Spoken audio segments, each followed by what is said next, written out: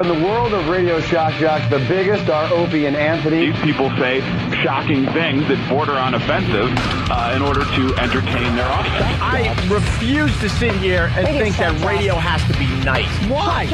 Why does radio, out of any other medium, have to be nice?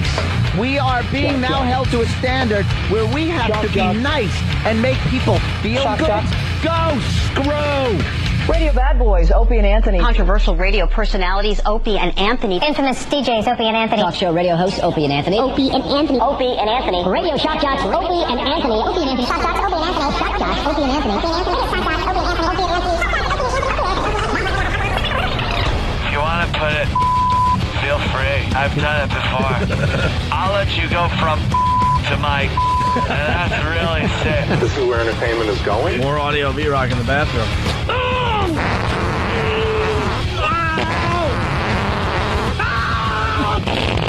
They are sick freaks. Can you pop this? I want to see something squirt out. Aim it over there.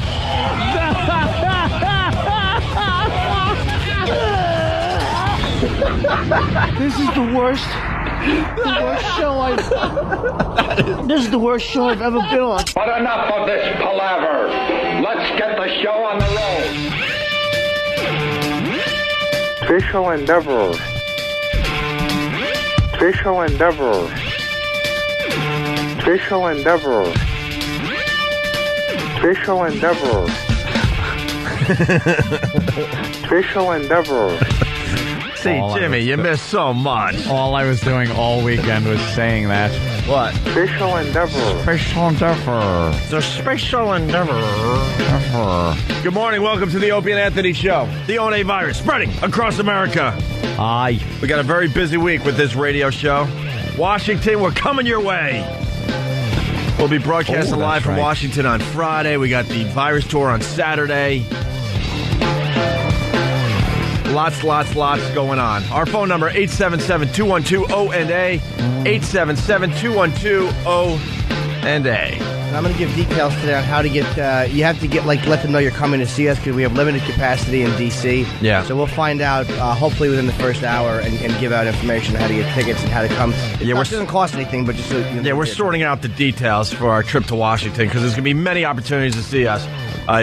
You can watch the show live on Friday. You can go to the comedy show on Saturday. Jimmy's doing a special thing for XM.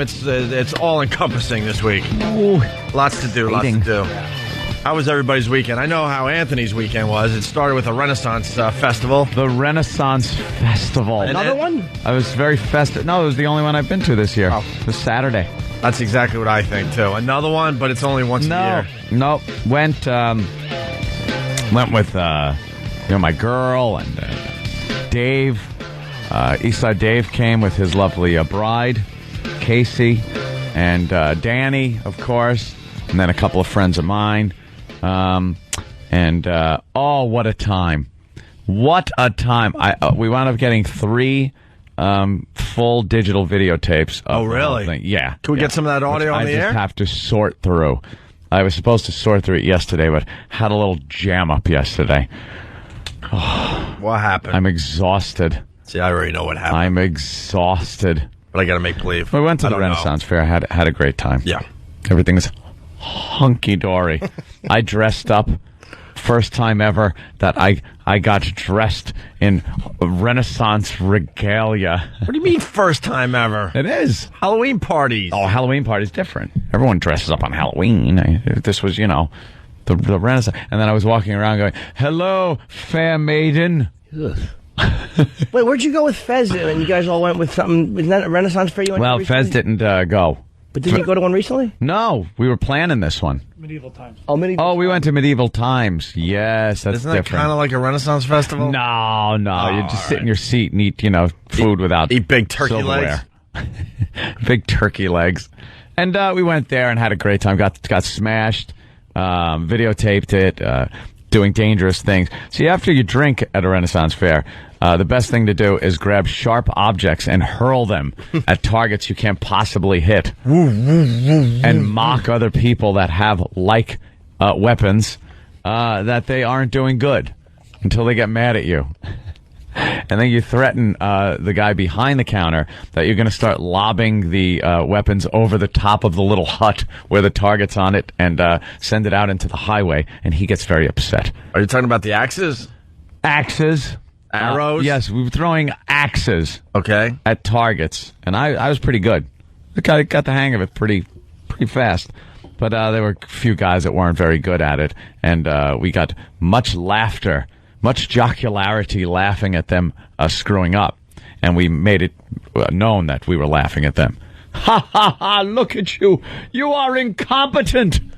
You should be embarrassed to be throwing those axes in front of the king. Who's the king? I was pretty good. I think I was, the king was walking around. Like the king walks around. One, you kidnapped the king, and then you could have become the king. The king's guard walks with him. Yeah. Are you insane? You can take out the guard. He's just a kid from some college. Insane. Trying to make a few extra bucks over the summer. Exactly. Take out the king's guard, take out the king, and take over the Renaissance Festival. Is there a What's wrong hierarchy? with you? A hierarchy among those nerds? Like, yeah. I'm playing absolutely. the king, and like the other guy who's playing the guard really has to kind of be nice to the guy who's really playing the king. Like there's guys that are like, well, I have to go do the joust. And he's like, oh, wow, he rides the horse. Yeah. And then there's lowly, whatever they called the poor people back then. They're, oh, good day, sir, good day. They got to bow to people as they're walking down the little trails. Paupers. Serfs. Yeah. Oh, that's right, serfs. The serfs. God, I learned that in high school. I could finally...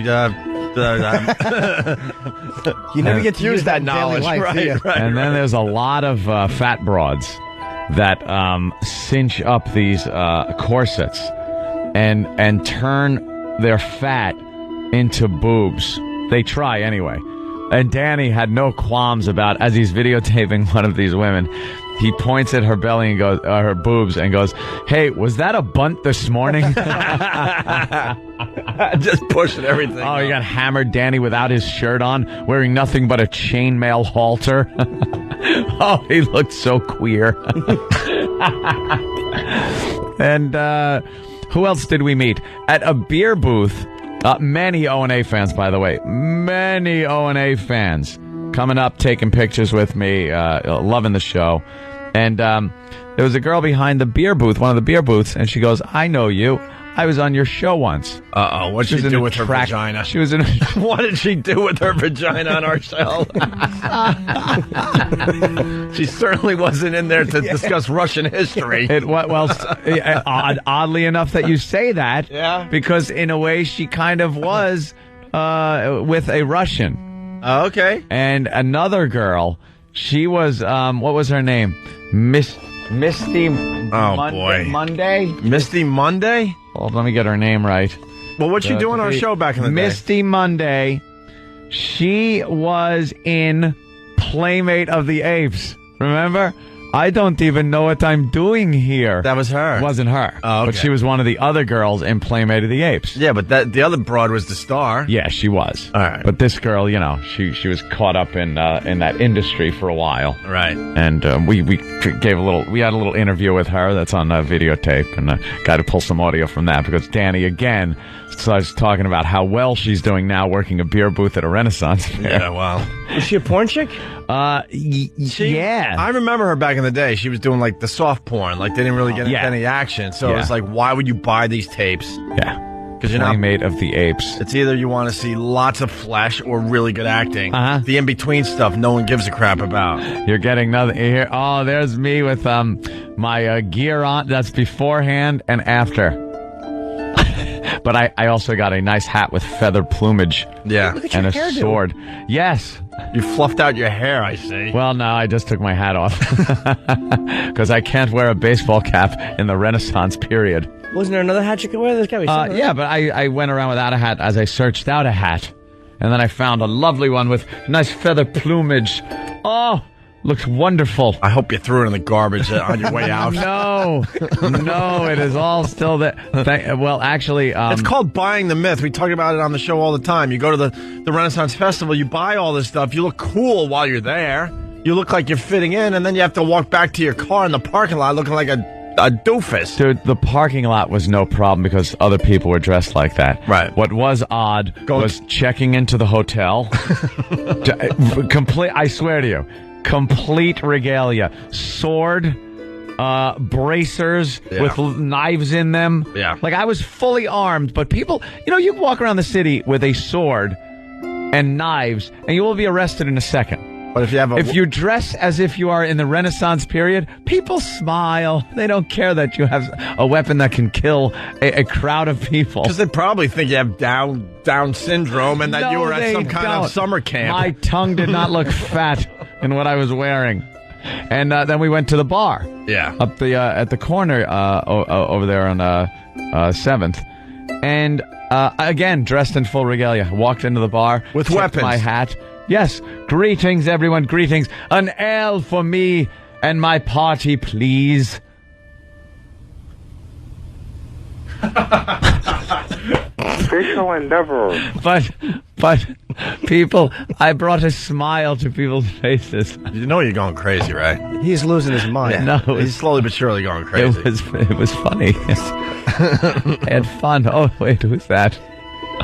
Just a young lad dressed in his Renaissance outfit. I'm looking at the pictures on the website. Yes, there are some pictures available on Whackbag, I believe. You see a couple you don't like, you get mad at the girl, you call her a surf lover. Yes, indeed. So then what happened? Well, the food at the Renaissance Festival. Oh, yeah. Not the best food. Well, big turkey legs. What else do they serve? I remember going once back in the day. It was turkey legs. They call it steak on a steak. There's a steak strips, and they put it on a skewer, a wooden skewer, and they call it steak on a steak. Okay, terrific. And everything is just doused in grease. Oh, yeah. French fries and cheesy stuff and just awful stuff for you. So I opted to stay away from the unhealthy food and just drank a beer. A beer? A beer. A beer an hour? Well, it was beer every 15 minutes? It was a few beers. We had a lot of fun. I don't know how he has such willpower, this guy. Right. Stays away from the bad food, yet he gambles $250,000 and drinks alcohol. Right. The willpower. And We all need our vices. And then drives really fast back to Manhattan dressed like a pirate. No, I didn't drive. Or whatever. I did not drive. I'm not silly anymore like that. Yeah. That's for sure. But the food, very bad.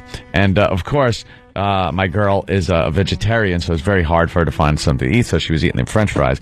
And she's had problems with gallstones. Oh, boy. Over the past few months. And that food set it off.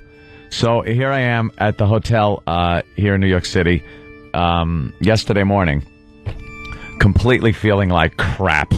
It's 7:30. I think I got to sleep at 2. We had been drinking during the night, and I was pretty hungover. And she's up going, I'm getting that pain again. And I know if it starts, it's just going to get worse. So loaded up the truck real quick, and drove back to Long Island to the emergency room. And by that time, she was hurting pretty bad.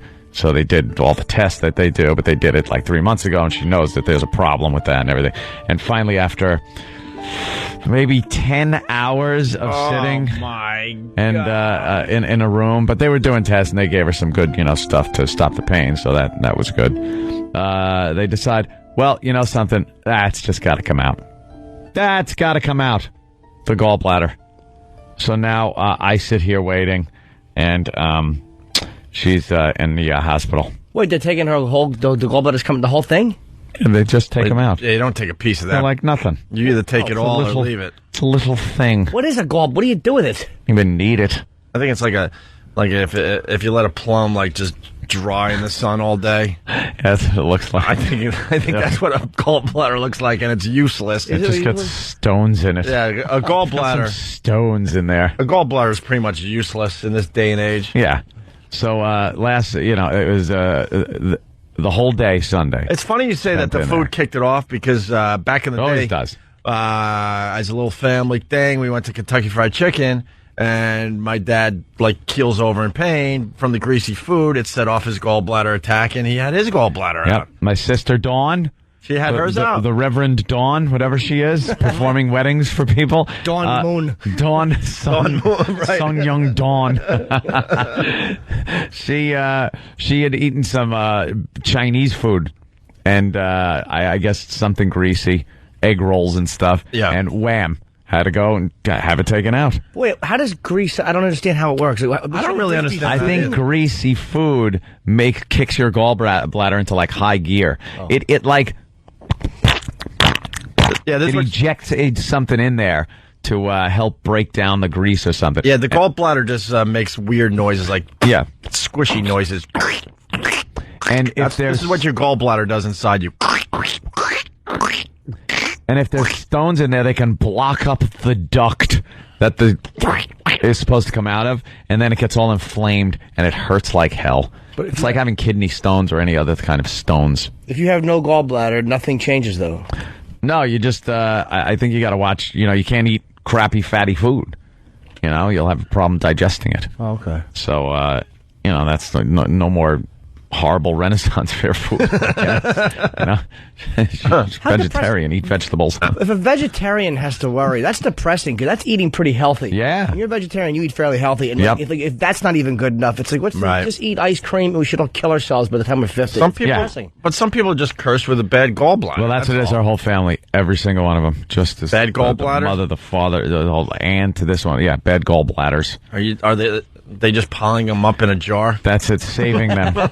Big gallbladder jar. Put it in the jar. The family gallbladder jar. Plop. There's some more dried than others. But so that was all day Sunday, just sitting there, and nothing more entertaining than sitting in an emergency room, hungover, no comfortable bed, and just watching people. Since you got to go for some test where they give you some kind of radioactive stuff, and then you lay under a machine and it scans you for 2.5 hours. Mm-hmm. As I tried to sleep in a chair that I recall from 3rd grade being in my desk. And I had a couple of blankets over me and was curled up to the point where I think when I stood up, they rushed me into surgery to fix my scoliosis they thought I had. I was hunched over. I said, no, I was sleeping in a chair. How many times did the doctor try to wheel you away thinking you were the problem? Oh. Because you were hungover and not looking good. I'm sleeping there. Doc, here he is. They're rolling you down the hallway. We finally got a room, so I got to watch Patton. I watched Patton, and then... And I'm sitting there at about 11 o'clock a.m. thinking, there's no way we could still be here by like 7. Mm-hmm. I pushed it. I was like, 7? I'll finally be home, laying in bed. And then like 7:10 was there, and I'm like, oh, was I wrong? Oh, was I wrong? So then the doctor and the surgeon and stuff come over to consult and everything. We speak to them, and he goes, well, we're going to, admit you, and we'll do this tomorrow. First we'll do a sonogram, make sure everything's, it's the last phase of all the tests. And then we'll go in and yank that out. Yuck. They do it laparoscopic surgery. Uh-oh. These days. That means they go into something. No, it means they don't cut. They don't make a big cut. Yeah, they don't make a cut, so they have to go in somehow. No, they go in, but they go in with very small instruments. Oh. So it doesn't leave scars. But how do they get it out then? How do they get the gallbladder out? They squeeze it. They yank it out. They yank it out through the tiny, very tiny, almost little incision. Yeah, and they just and they go in with a camera and little instruments that snip and do things, and then they take it out. It's amazing. But if it's like a plum thing, how do they stay? Oh, but it's soft. It's like a rat going under a door. Oh, yeah. What a way to operate on people. I know. It's amazing. They get a hold of it with tweezers and pull it out. That place is something. I won't mention it or something, but unbelievable new technology. I'm amazed. You go into these emergency rooms, and all of a sudden I was like, I thought that window, the whole front of it is glass, and of everyone's room, and the door is glass and everything. It's like, not much privacy in this room. And then you flip a switch, the whole window turns white. Yes. It's like Star Trek. Nice. It's like electrical. They figured it out. They finally used the bathroom technology for something useful. Yeah. You go into trendy like restaurants and they have that technology. And I was thinking to myself, when are they going to use this for something useful? Something good. Right. And then if you have to get an X-ray, they don't have to drag you up to X-ray. Guy comes around with the machine itself. Goes from one room to the other. X-raying people. Like, they really got this down. Yeah. They figured this crap out. And, finally, with this whole thing, I have not slept in a while. I actually crapped out on her bed in her room. She finally got a room and, fell asleep on the bed. And I guess they left me. They shut the curtain and left me in there. They were pretty cool about it.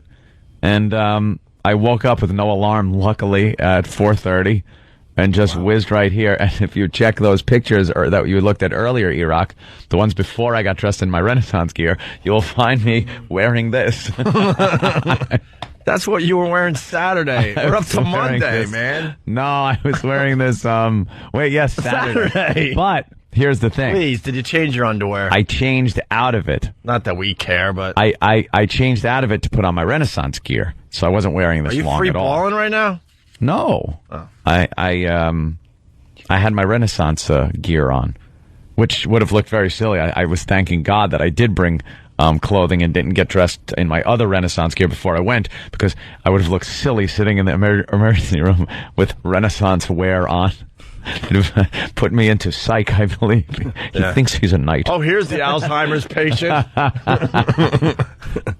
I hear they go into the belly button. Huh? They go in and through the belly button, What are they, aliens? I think they untie the belly button, get in there. Untie it? Yeah, and then they tie it back up. There's no untying a belly button.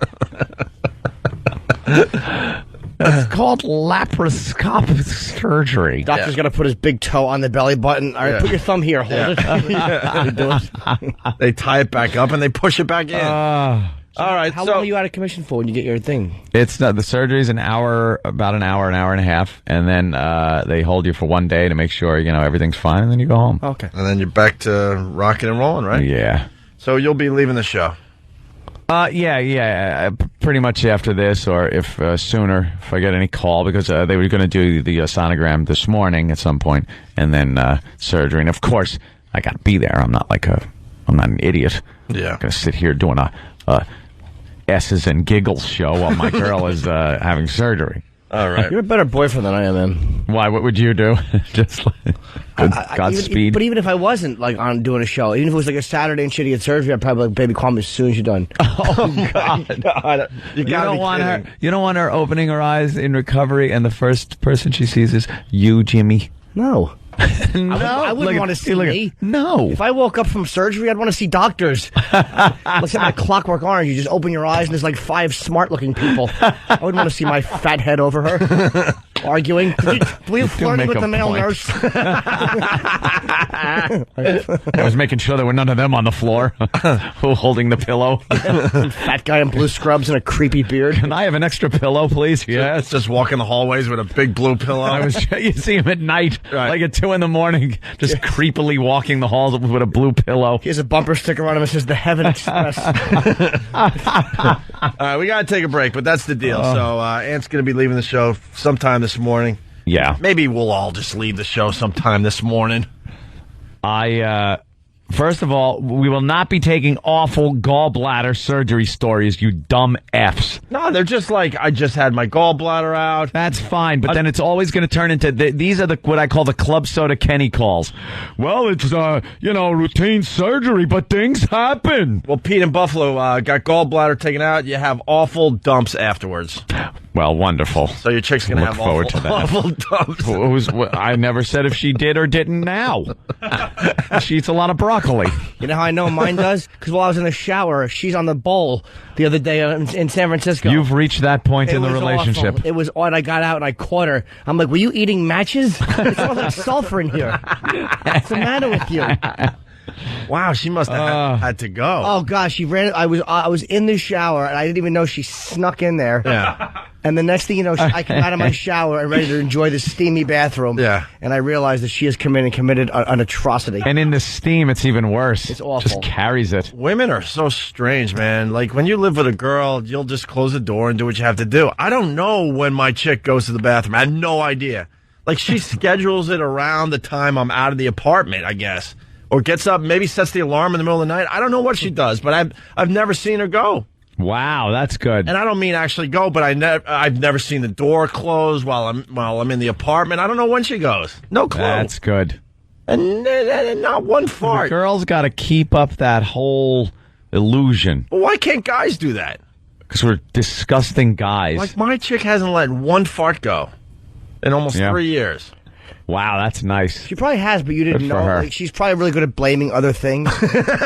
Like, she probably will. Like, she'll always make sure that you're walking by a garbage, like a big. She'll probably drop one there and go, "Oh my God, this garbage is awful." Stinks. That's what I mean. They could figure all that out. The entire drive down to Atlantic City. You can just keep blasting them. Blame it on Jersey. Her stomach's rumbling, and she can't wait to hit exit 13A. I'll let her rip. All right, so why don't we take a quick break and we'll continue.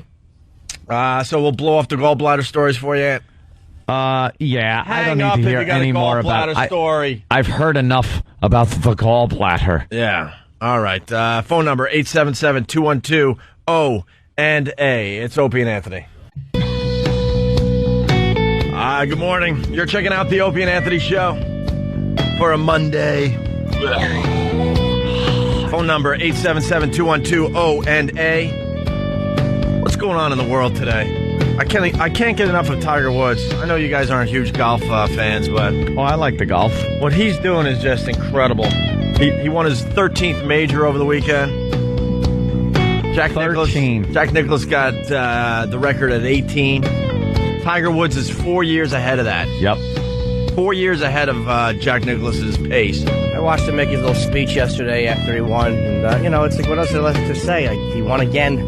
Yeah. He's like the Yankees. I mean, it's like there's the Cowboys of the 70s and the Steelers. Like, oh, him again. He is great. Know what's amazing about Tiger Woods? He changed the game, obviously, revolutionized the thing. The equipment got better. The guys got stronger. The guys started. The guys started taking care of themselves. Golf used to be like a middle-aged, pot belly. You had Jack Nicklaus and a bunch of these guys, but now they're all athletes, and they all kind of caught up to Tiger Woods as far as how they're preparing for the game and the equipment and everything, and he's still winning like crazy. Yeah.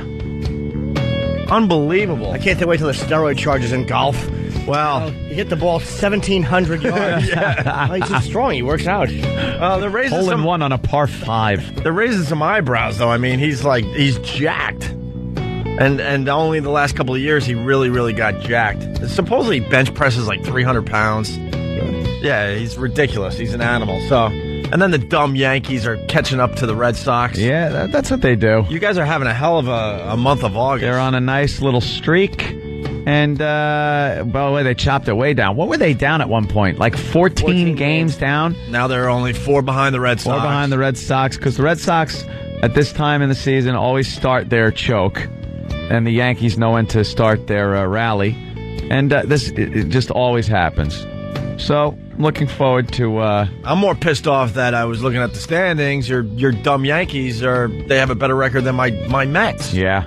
How did that happen? How'd that happen? The Mets were way ahead of the Yankees as far as, win-losses. Turned it around. The Yankees will start their choke in the first round of the playoffs. Yes, the stupid exactly. Big-name pitchers goes up and gives up 9 runs because he's 51, and Steinbrenner just kind of wanted him. And when A-Rod won't be able to get one hit the entire series. A 2-bounce ground out for A-Rod. A pop-up for A-Rod. Stupid net is high, net is foul. Stupid John Sterling. What was A-Rod last year in the playoffs? 2 for 24 or something like that? Horrific. He was just so awful. Horrible. Man, what a swing he took. He starts trying to find some type of lemonade. Good eye, A-Rod. Ball 4, the Yankee walks. Exactly. Can we play that news clip? There's the greatest newscaster. Amazing. Clip. We're getting there, Jimmy. We're getting there. We got to talk. We got to at least mention the Space Shuttle Endeavour. Because I am so psyched to hear that too. Yeah.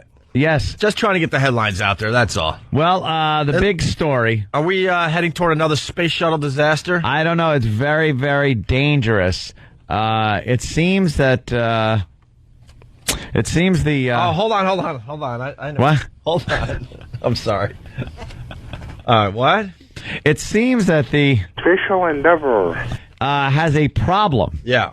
One of the heat shield tiles on the bottom of the... Official Endeavor has a huge gash in it, about 3 inches by 2 inches, and very deep. They're saying right to the skin of the... Official Endeavor. Yes.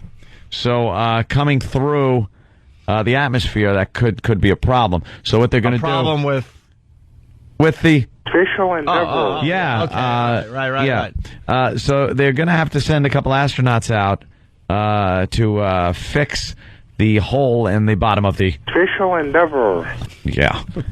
Because it's very dangerous. If they come through, it could be like the Columbia and bursting into flames, and we wouldn't want to see that happen to the... Official Endeavor.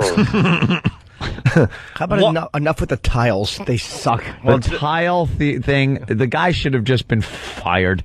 Your idea stinks. Why don't they stop going to Fred's tile shop? Right. Tile. Find a better tile manufacturer. It's always the problem with them. Always the tiles. We discussed this last week, Jimmy. It's like, why are we even still flying space shuttles with the huge fuel tank? It seems like something's always falling off at the launch pad. Yeah. Knocking into the space shuttle. I don't think there's been one launch where removing crap hasn't tiles fallen off. and the big gouges are taken out of this thing. Tiles. I gotta get my bathroom guy in here to fix the tiles. Grout leaking in the atmosphere. Yeah, the grout's getting old and just flaking off. Needs new grout. Got to re-grout the space shuttle. It's such a horrible idea. Those things are always breaking off. But something came off of the fuel tank, of course. Are they lucky they made it into space with this gouge? No, you'll make it in. It's all about coming back. All about coming back. Gotcha. You'll make it out there to where you can't live without air. Right. It's the coming back that's rough. Can't they just go to the space shuttle and dock for a little while? What, the station? Space station? Yeah. They would do that if they weren't there already. Oh, they're there now. What do I know? Wait. They found they already launched. I didn't realize that. Yeah, they launched. They took a little look, because now they take a look. What launched? The Official Endeavor. Right. Special Endeavor. And they're docked to the space station? Yeah, they were dropping off a truss. So now what happens? Do we have to launch another space shuttle to rescue the... No, they'll get a couple, because now they have a contingency plan for holes in the shuttles. Yeah. And now they're going to send a couple of the astronauts out to the bottom of the... Official Endeavor. And if need be, they have a couple of options. They have pieces of tile. They have some grout, some type of caulking stuff that they can use. But doesn't the caulk just fly off into like... Oh, no, they know how to do that. I don't know why. But into like zero gravity land. I call it Everland. Or they could use some kind of like spackle-like stuff that they scoop into the hole and hope it stays in there. Yeah. It's just this being on the bottom of the Official Endeavor. It's kind of rough. Yeah. Because the bottom is the place that takes the most heat. All right. Bottom, front, and the leading edge of the wings. Those are the places that really... They're saying this repair is very dangerous. Why? What to do? Yeah. No, this one in particular. I mean, they work on the shuttle all the time, but they said... Yeah. Well, usually you're in the cargo bay. Yeah. When they do any work. They're rarely outside of the thing unless they're hooking up something to the station or putting something together. But they're usually in plain view of everything. When they have to go to the bottom of the shuttle, you really can't keep a good eye on them, except with one camera on the robot arm, which they kind of modified to be able to hook around to look underneath. But you're on the bottom of this thing. It's like being under a car. No one can really see you. And you're pretty exposed to everything. Do you think the astronauts, as they're out there, they kind of take a peek to the left and go, "Whoa, that goes forever"? That would freak me out. Oh my God! I'd be like, just get me back on. I'd be 5 inches away from what I'm working on, just staring at it. Yeah. Because the second you look off, when you're scuba diving, Opie, please, you've been there, and you ever look off? That's what I'm. And just go like, that goes till I can't really see anymore, and it pretty much goes around the world. I basically go, that goes until Spain. Yeah. That goes until Spain, and there are monsters in there and everything. Yeah. But if you look out into space and go, that's infinite. You could lose your mind. There's no end that way. If something happened where I just kind of got flung off of this and headed in that direction, I'd go forever and ever. You're also moving at 17,000 miles an hour. Yeah. I think is what the speed is. And there's nothing to slow you down. Like if you hit a bump when you're re-entering, you will bounce off. Like you can bounce and keep going. So if something goes if your wrong, angle's wrong, and you fling off that station, there's nothing to even slow you down. You're ever. done. You will go at that speed until you hit a rock. You're done. But you're dead after 3 minutes anyway. No, you're not. No, with your spacesuit on. You'll have your how much air do you got? Oh, I don't know. Enough. I'm going with the air to thing. freak out. Enough to probably watch it get pretty small, depending on how fast you're going. Yeah. Enough to get out there and realize, like, how are they going to find me? Oh God! Yeah. There is no plan for getting me. The shuttle's no good. It's docked. Yeah. I'm done. You think there's monsters out there too? You would hope. Just floating around. Just eat you. You'd be done. Oh, I couldn't look to my left. Oh my God! Although I don't think you'd really be able to reach escape velocity, so you'd probably at some point get caught up again in Earth's gravity and just get pulled into the atmosphere and ripped and burnt to shreds within crisp a half a second. Yeah, it wouldn't take too long. All right. Jimmy's talking about this. A little flash of light, and someone would go, "Oh, I'm going to wish upon a star." Meanwhile, you're wishing something stupid upon a star. I would like a new car. And there he is, exploding, his head barbecuing as he's re-entering the atmosphere. That doesn't put any pressure on the tile-fixing guy. Well, if we don't have this, we're just going to kind of come into the atmosphere as a flaming ball of wreckage. Good luck to you. Yeah, plummet 200,000 feet. Our lives are in your hands. Here's a wrench. Godspeed. Here's some spackle. Right. All right. Jimmy was talking about this brand new news clip. God, we can't get enough of these. Why don't we play the original one? Yep. I mean, everyone has heard this by now. Those are two guys, legendary newsmen from the Washington area. We'll be in Washington, obviously, later this week. We got the Virus Tour on Saturday, broadcasting live from Washington Friday. Details to come. But why don't we play the original Why They Were Laughing? Basically, they were watching a video of a model falling in Paris or something, and these two just lost their minds. This is Fashion Week over in Paris. The latest fashions are on the runway for next spring. But there was a problem out there today. One of the British designers' shows had a difficulty. A model fell down twice. That's her going down once. The young woman wearing that pink skirt and the orange platform shoes never quite recovered after that. There she goes again. That had to hurt. That was uncool. That's embarrassing. This is at least the second time.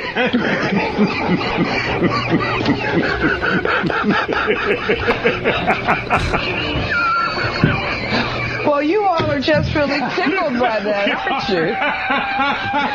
aren't you? You try walking in those shoes. Hey, first of all, baby, I got enough meat on me that it's all right. George.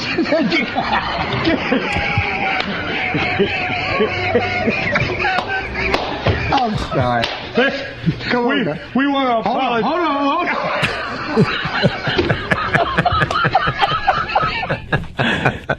on. You wanted to talk over the second fall. The fall is coming up again. Hold on. Yeah, it's like, don't write this for me. Let's say this. I want to watch this 20 times. I think this one is just as cute a story. Oh, adorable. This is cute. Sometimes things like a model falling and stuff gets you laughing, and this is no exception. Yeah, the human interest stories will get some of these news anchormen just losing their minds. Well, we got a brand new one today. Oh, good. Coming out of Nebraska. This is Jay Warren of WSLS Nebraska. Listen to this one. It's just too much fun going on in that newsroom. A fire crash leaves 3 people dead. Police in Nebraska say a rental truck carrying 2 people lost control, crossed the median, and collided head-on with a semi-truck. Both trucks burst into flames, and witnesses say there were several explosions. Excuse me. The 2 people in the room... The 2 people in the rental truck and the driver of the semi, this is a sad story, were killed. Crews say they had fires contained in about 10 minutes. Why was this guy laughing? Do we know the It might have been yet? because I'm just speculating. It might have just been because it was such a complete disaster. It's like an action movie. Come on. They collide, burst into flames, 3 explosions. I don't know. Why wouldn't he pass this to someone like when you realize you know where you have to go with this? Why would you go? Excuse me. Just improv and get just kind of go like, excuse me, I can Bill take the story? I have something in my throat. You can't finish that. A big story. laugh. But if you get that a laughing attack, there's nothing that could stop it. You just get really silly. Do we have an answer why the guy was laughing? Wouldn't it be funny if his response was, I read what happened and it just struck me as funny? Doesn't even try. Right. Yeah, it just really struck me as funny. He's apparently an award-winning journalist. He's been at this place since 98. And he's like an anchor. I mean, he's not just like, he's like a real news anchor. And, Maybe they didn't fire him? I don't know. It doesn't really say People are very sensitive these days. Yeah, to me, that's if you're a newscaster and you're laughing through a head-on collision story, you should be fired. Well, the job might not be for you. But your job is to do those stories and not laugh. Right. And act concerned because they don't care. He's a shock news guy. Yeah. Shock Maybe news. it's a new trend. Maybe just to try to get the ratings up or something. I don't know. Yeah. I don't know. I'd love to know why he was... Yeah, we'll try to find out. If anyone knows, please give us a call, okay? Didn't he apologize later in that newscast or something? Oh, they always do. I mean, do we have any information? I mean, they have to be some kind of follow-up. Well, this is just hitting the old... the wire. The old wire. So hopefully we'll have more info on that. Want to hear that again, though? You bet I do. Absolutely. Listen where he goes, he said something and then pauses. He realizes he can't stop his laugh. And then realizes, too, oh, no. There's no way I'm getting through this. He couldn't shake it. A fire crash leaves 3 people dead. Police in Nebraska say a rental truck carrying 2 people lost control, crossed the median, and collided head-on with a semi-truck. Both trucks burst into flames, and witnesses say there were several explosions. Excuse me. The 2 people in the rental truck and the driver of the semi. This is a sad story. Excuse me. Were killed. Crews said they had fires contained in about 10 minutes.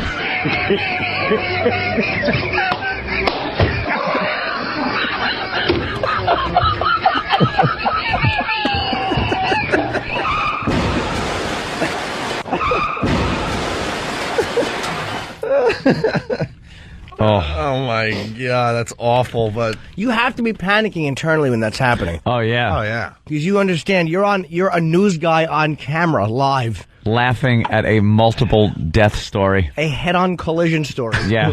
Flaming wreckage story. You couldn't pick a worse story to laugh at. Unless children were involved. Literally, nothing worse than a head-on fiery wreck collision story to laugh at if you're a news guy. All right, we got to take a quick break. Get over there, E-Rock. I got a point to you. Our phone number, 877-212-ONA. You're listening to Opie and Anthony. Opie and Anthony. Opie and Anthony. Opie and Anthony. Opie and Anthony. It's the Opie and Anthony Show. You're checking out Opie and Anthony. Why? Looking at the box office here. Very important to give the box office receipts every Monday. Somebody out there is keeping track of this, I guess. I have very little. A bit of faith in America. Although, very little because of who is number one. Rush Hour 3 is number 1. Yeah.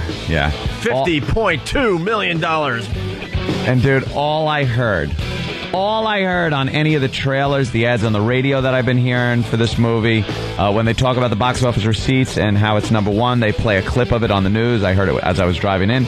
All they play is the interaction between a black gentleman and an Asian gentleman. Yeah. It has nothing to do with the story, the action, this. The whole movie is based on, I will do black stereotype, and it will be funny because I'm Asian, and I will do an Asian stereotype, and it will be funny because I'm black. And if we did that same thing on radio, done. We would have to be meeting with groups. There would be boycotts. There'd be firings. But because it's a black guy and an Asian guy, they can make all the jokes they want. Well, how come the Asian groups aren't mad? They always complain about people's making parodies of Asian voices and stuff. Why aren't they mad at Jackie Chan overdoing it and doing it for the movie and obviously purposely screwing up? Where's the And then Chris problem? Tucker imitates him and does that and makes fun of him being Asian and makes fun of Asian stereotypes.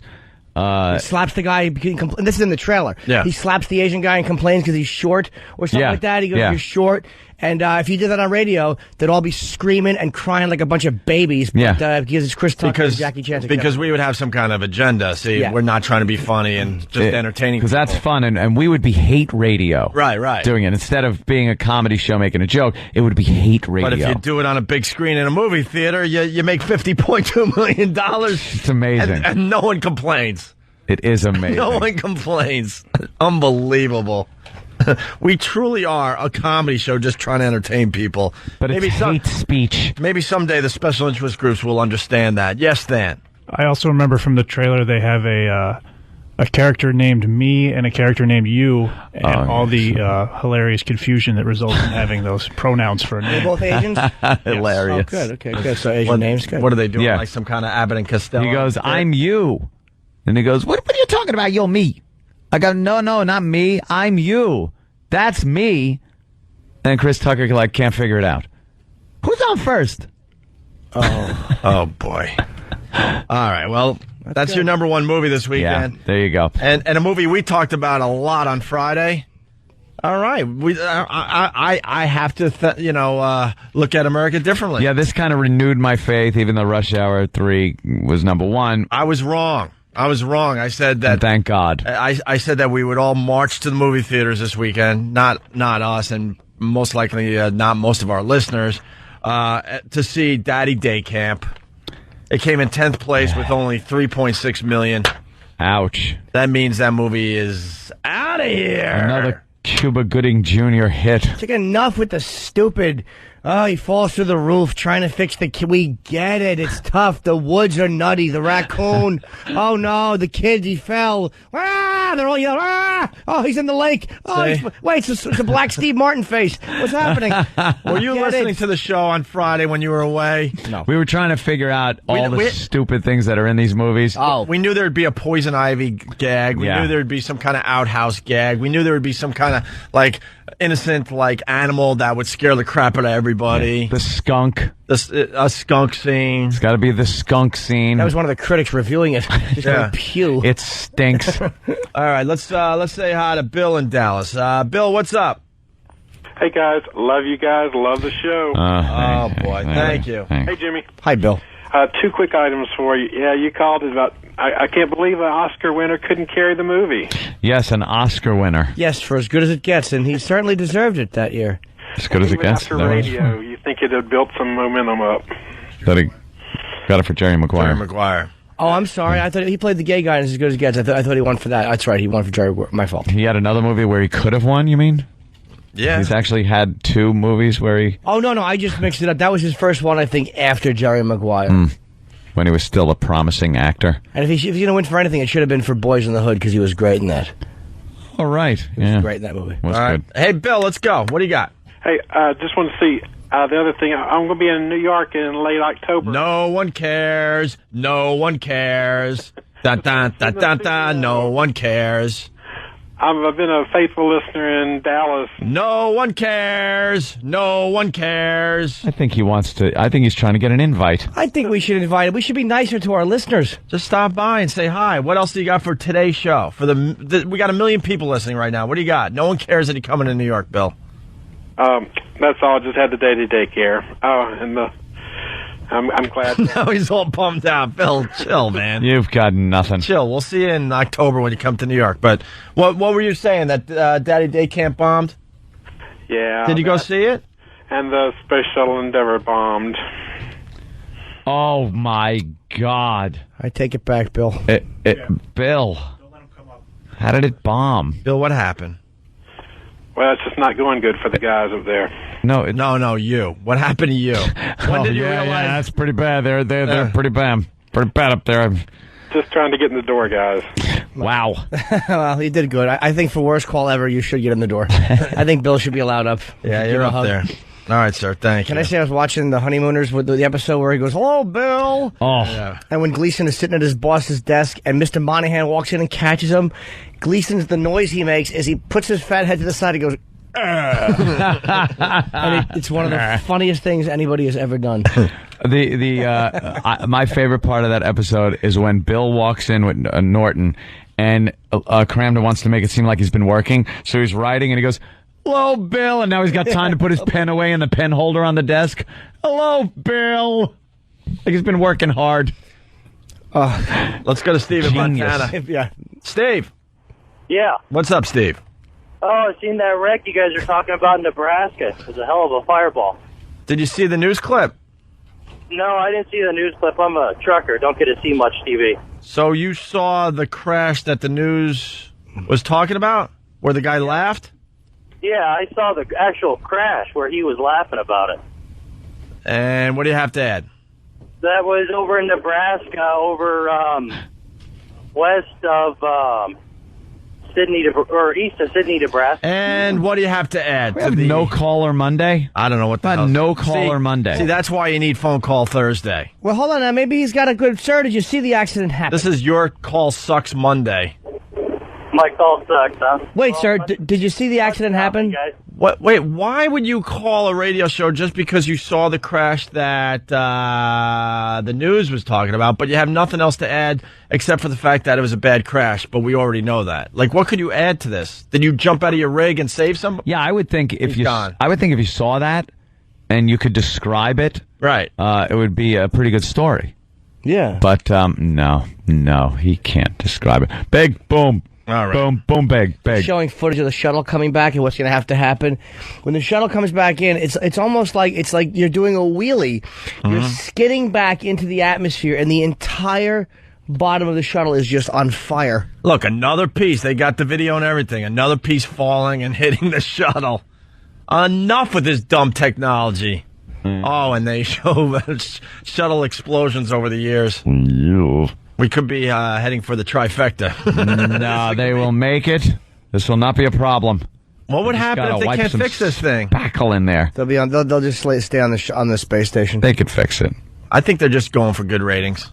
I could fix it. I think they've realized that the ratings are down with these space shuttle missions, the launches, and they're coming back to Earth. So they're just like, tell them there's a gash in there. Yeah, now who's not watching this thing come back to Earth? And then you get to hold your breath at that crucial time because they tell you to hold your breath at the crucial time. Or is it? And then you breathe a sigh of relief for Space Shuttle Endeavour. For the Space Shuttle Endeavour. Hey, speaking of movies, before we move on, very excited. Superbad starts what? Thursday, Friday? Are they going early with this movie? Sometimes they like to go early, get a little head start on the weekend. Buzz. I can't wait to see Superbad again. And we had the star Jonah Hill in recently, and it's just really quick. We want to replay Jonah telling the story about his landlord Carl. I have a crazy story. You guys want to hear a 2-second story about this? I used to live in New York, and my landlord Carl was this kind of big Italian dude, and he never wore a shirt even if it was 2 degrees outside. And he was from Queens, and he would be he was all right. And then the first day I moved in, from that day on, after the first day, every time he'd see me or one of my friends walking in the building, he would go, "Hey, look at these high-fiving faggots." Every time we walk in, right? And I'd be like, every time, he would just call me that, and I'd be like, man, what's Carl's deal? Why does he call me that all the time? So the year was up, and I was moving out, and I was moving all my out, and I was like, "Hey, Carl, nice, thanks for letting us live here. You're a good landlord, I got to ask you, why, why did you always call us, high-fiving faggots? We just, want to know." And he's quiet for a second. He's, not wearing a shirt, obviously. And he's like, when I saw you move in here, I saw you high-five one of your buddies. That's what made him call us. That's it? For a year. Dude, the whole one year. high-five, and I was a high-fiving faggot for a whole time. There he is, Jonah Hill from Superbad. Let's say hi to Jim on Long Island. Jim, what's up? Jim. Hey there, Jim. Oh, my. Jim! What you got for the show, Jim? Hey, Jim. I'm here. Well, you're not here because we said, "Hey, Jim," 3 or 4 times there. Yeah, well, I'm kind of brainless right now. It's too early for me to be awake, but I was listening to your show. Too early to be awake, but not early enough to call Opie and Anthony and ruin the flow of their show. Thank All right. God. What do you got, Jim? I'm so glad you took that in consideration. They're making fun of Asians, and that's why you can't do it. They weren't actually making fun of Asians in that commercial. They were making fun of the French, and why the Asian guy was speaking French. Well, the one he did in the French, he's like he's talking about French girls are always naked or something like that. Yeah. Oh, no, the guy, he smacks the Chinese guy. He's like, why are you talking French? Why are you humiliating yourself like that for? But didn't he slap him and say something about him being short? No, it was for speaking French. Jackie's like, you speaking French? He's like, why are you humiliating yourself? And smacks the guy. Oh, all right, well, whatever. He's still all right. Yeah, I think you'll find other scenes. There was something about him being short though. So. It's not an Asian joke. It's a dumb French joke. Oh, okay. All right, that's better. Well, okay. No wonder they didn't care. Fine. All right, good. All right, thank you, Jim. No problem. Let's go to Tom in Boston. Boston, help us out today. What do you got? Hey, isn't that Nicole Kidman movie coming out where the space shuttle crashes to Earth and the aliens come down with it? Yeah, but how do the aliens get in the space shuttle? Would they know how to fly it? I don't know. Like, we have cameras. Wouldn't we know the point where the aliens come onto the space shuttle? They got in there. And come back to Earth? Yeah, like, what do you do if you're on a space shuttle and you hear... Oh, my God. Open the door? Who is it? It can't be good. Yeah, open the door. See who that is. If you see headlights heading towards you and you're on the shuttle, just avoid it. Don't stop. Maybe they're broken down, honey. There are things you should never encounter when you're on the shuttle. Headlights coming at you. Somebody honking at you from the back. Nah, he wants to pass. Wave him around. Open the window and wave him around. We're going too slow. Wouldn't it be funny to be an obnoxious space shuttle driver and you're honking and high beaming the person in front of you? You have infinity to go around, and yet you're pissed off. Yeah. All right. We're gonna now I'm obsessed. We're gonna try to get one good phone call. Frank in New York. What's up? Ain't gonna happen. Listening on 92.3 K-Rock. What's up, Opie Frank? and Dopey, what's going on, man? Hey, did you guys check out, what's his name, Flavor Flav, the roast? They ripped them up yesterday. Yeah, it was a really good roast, actually. Yo, beautiful. We should get some clips of that. This is the first time I ever saw it, and they ripped up Bridget Nielsen. The reason I called is I got a brand new car. I don't know if you guys are interested. Wrapping my car, you know that paint job, it's like plastic. The way they do the eggs, dip it in hot water, and it shrink wraps. Advertisement for your show. And who's nice. And who's going to pay for that? You guys. I got a 2006 Scion, man. I drive to New York twice a month. I put 2,000 miles on my car every month. I bought it with 120 miles on it in December 2000. Wait. Oh, so, dude, you have a business that you do that. You want us to, kind of pay you to advertise the show? No, I don't have a business, but what I'm saying, I see cars with advertisement, Mellow Yellow and Coke and this and that. I'm willing to have my car completely advertised with Opie and Anthony, or Whip It Out Wednesday, whatever you want, your brother's freaking restaurant, little corner of the bumper or whatever. How much? I don't know how much it costs, but if you guys do it, I'm willing to have my car freaking just trash to advertise your show. Oh, I see what he's saying. Okay, he won't make anything off it. He's saying he's selling spots on his car though, like NASCAR. No. We won't have to. We won't pay him at all. No, he wants us to pay for it. He wants us to wrap his car in the Opie and Anthony logo or what have you, and pay for it, but not pay him anything. I'm on the Cape. I'm in Cape Cod, Massachusetts. And I drive to New York. I do a lot of driving. So right. Advertisement. I go to Rhode Island, Connecticut to New York. I got family in Brooklyn. So how much is it? How much? From my understanding, it might run from like 800 to maybe $2,000, depending on how much stuff you put on it. 800 to $2,000. That's quite a window. There sure is, sir. Yeah, but no. If you want a lot of, it could be like one solid color and have your guy faces, Opie and Anthony, blah blah blah. But if you put a lot of detail in it, then it probably runs more money. You know what I mean? I don't know I don't know if the company would go for it. I don't know. Anyway, I don't know what would happen legally if, like, all of a sudden you're in a massive car crash with an Opie and Anthony logo on it. Do the research. I'll give you my cell phone number. If you're interested, give me a call. All right, what's your number? 508. No, don't give it out over the air. Yeah. 508. Go ahead. 508-364-8509. Hey. All right. I got no problem changing my number. You won't have to change it. I don't think. The show. You guys are great, but all right, Frank. I don't think anyone will call. Don't worry about it. We'll get back to you. Thanks. Let's go to Scott in New Jersey. Scott, what's up? Did that guy just give out his cell number on our show? What an idiot. Hey, Anthony, I was wondering, with your outfit, was that the sword of the gay? No, I was not wielding the sword of the gay. The sword of the gay. That made me laugh all weekend. No, I had a rapier. I had my rapier. Did you? Yes, of course I did. We called it the sword of the gay on Friday, though. And then here's there's a couple of geniuses working the Renaissance Fair. When you walk in and you have a sword, they take a little black zip strip that like they had in the olden days, and zip strip your sword into your leather sheath, your scabbard, your sword holder. You know what? Your sheath. No, your scabbard.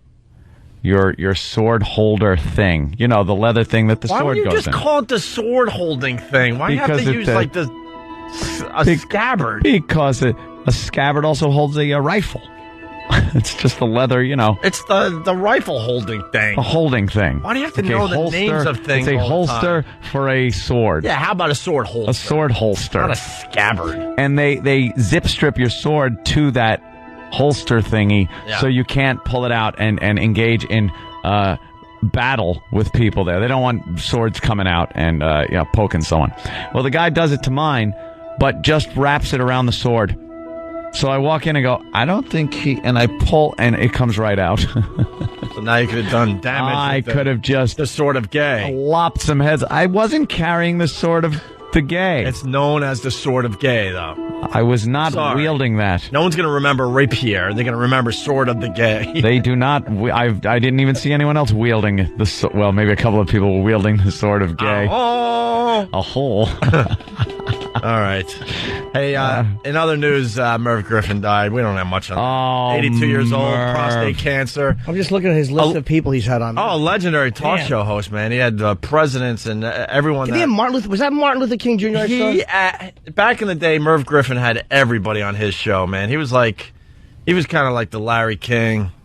Kind of like, I think Regis kind of got his whole thing from Merv Griffin. He was a true pioneer. Merv and Mike Douglas had similar shows. Mike Douglas was the poor man's Merv Griffin. Right. Everyone knows that. The poor man's Merv. I hate when people say that. And I just did, I know. He invented Jeopardy. Really? Yes. He actually invented the game Jeopardy. Came up with it. How do you invent Jeopardy? It's trivia questions. I wonder if it's just trivia questions. He just did it backwards. But they give you the answers. We do it backwards. And you have to come up with the questions, which it really isn't. Let's do it backwards. You just got to say what is or who is before. It's really just a question. Yeah, and because he did it backwards, he becomes a multi-billionaire, basically. This producer's jaw is probably dropping about now. Merv Griffin? No. What? No, that takes time. Oh, it does, right? Yeah. Okay, his jaw's not dropped yet. I wonder when he thought of the name Jeopardy. Probably when his face was in a pillow.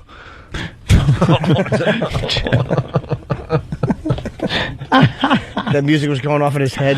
Ooh. Does he? Doesn't he? Hope not. Hold on, we got Jennifer in New York. Jennifer. Yeah. Yeah, what's up? Yeah, I just wanted to say I'm getting bored of the Renaissance conversation. You guys are boring me in my car. I'm falling asleep. Then turn on Scott and Todd, you bitch. Hey, you stupid C word. We spent one break on it. Shut up, and your name sucks. Your name Jennifer sucks. It sucks. Shut up. Go away then. Entertain me. Shut up. Jennifer. I don't want to entertain you. Stop listening. How about you entertain us? Hate you. Turn up your radio. Have a wonderful day. Jennifer, drive into a pole. Jennifer. Don't laugh. Jennifer. What? I want you to do something that you should do when the show sucks. Turn up your radio right now. I want to hear radio. You want to hear my radio? Yeah, I want to hear radio. Go ahead. Turn it up. Turn up your radio. All right. Now I want you to change the channel live on our show. Now change it to something else right now. Go ahead. All right. Jennifer. I did. It's on XM30.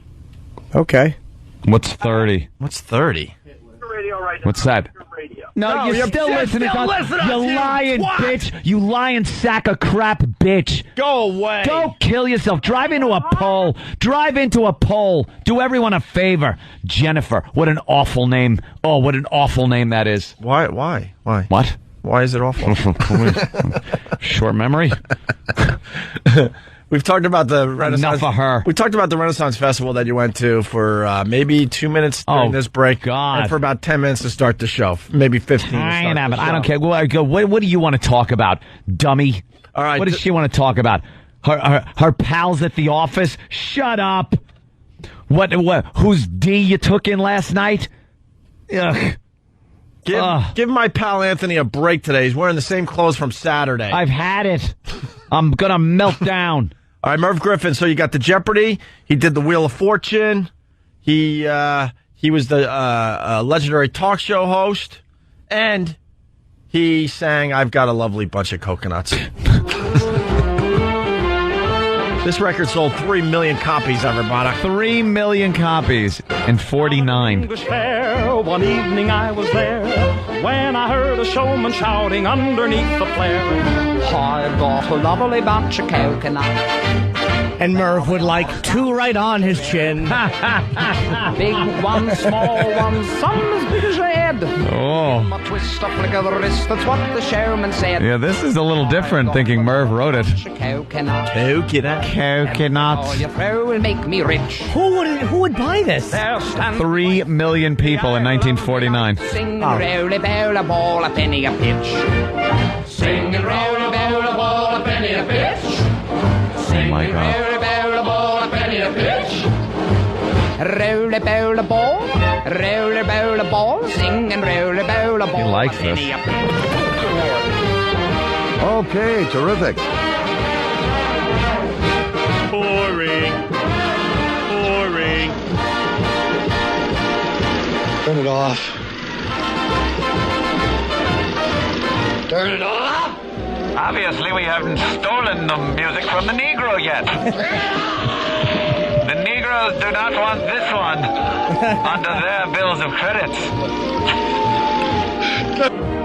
Oh, you knocked it off there, yeah. You turned it off. But that's an excellent point. This is what white people were doing before we had the good sense to steal jazz and soul. Exactly. And Mix blues. it together. And Before we were brave enough to go to the other side of town and see what was going on. See what's going on in those clubs. Yeah. This is what white people came up with on our own. A roly-poly thing of coconuts. I've got a lovely bunch of coconuts. These really are idiots. Coconuts. Let's go to Brooklyn Ace. Brooklyn Ace, what's up? Hey, Opie, doesn't it take about 3 years and a day or 2 for the jaw to drop? My dad was cremated, ass. Sorry, Ope. And it was 3 years ago today, so thanks for reminding me. I thought it was... Let's go to Jennifer in Jersey. Jennifer, what's up?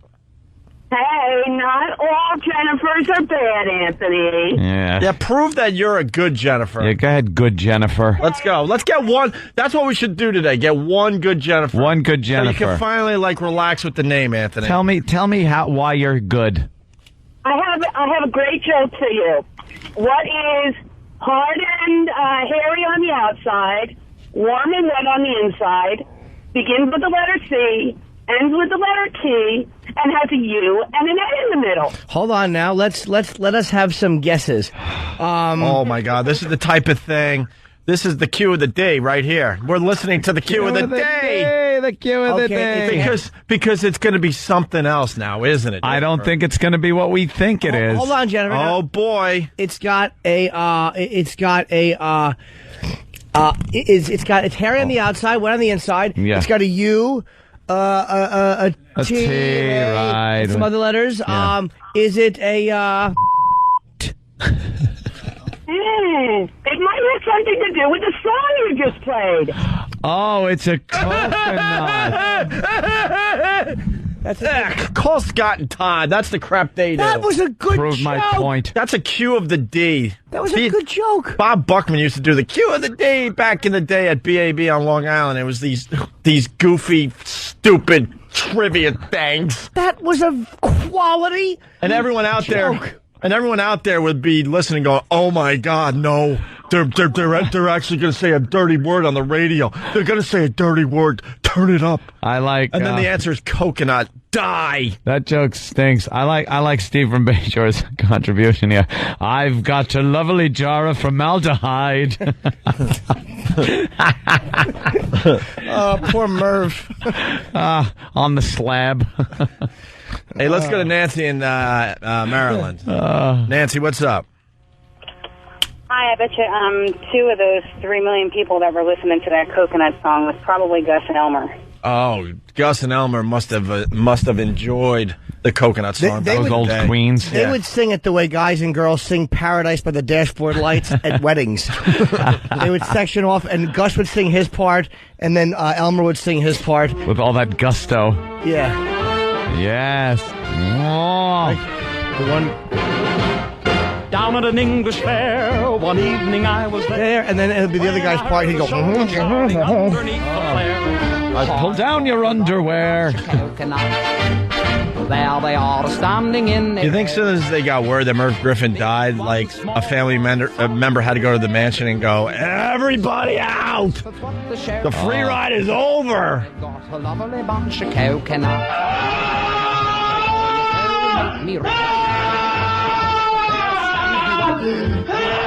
Me like a penny a pinch.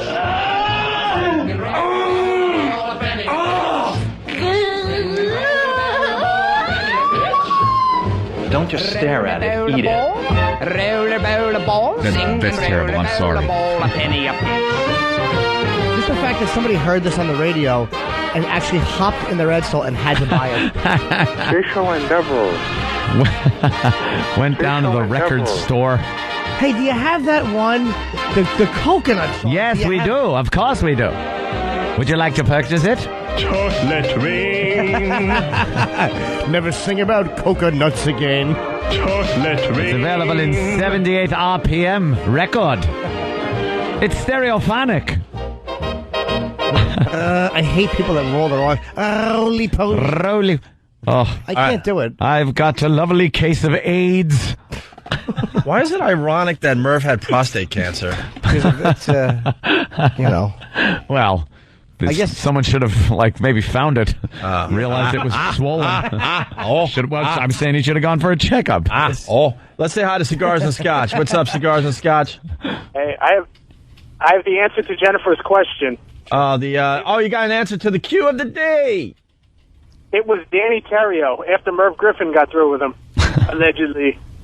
Allegedly. Yeah, Danny Terrio apparently was one of... was he apparently allegedly close friends of Merv? Close friends with Merv.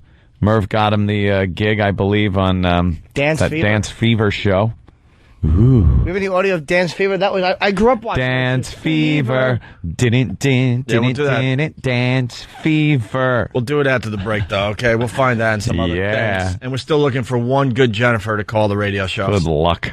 So far, 0 for 2. Hey, y'all. First one was obvious. Dink. The second one had a dumb trivia thing.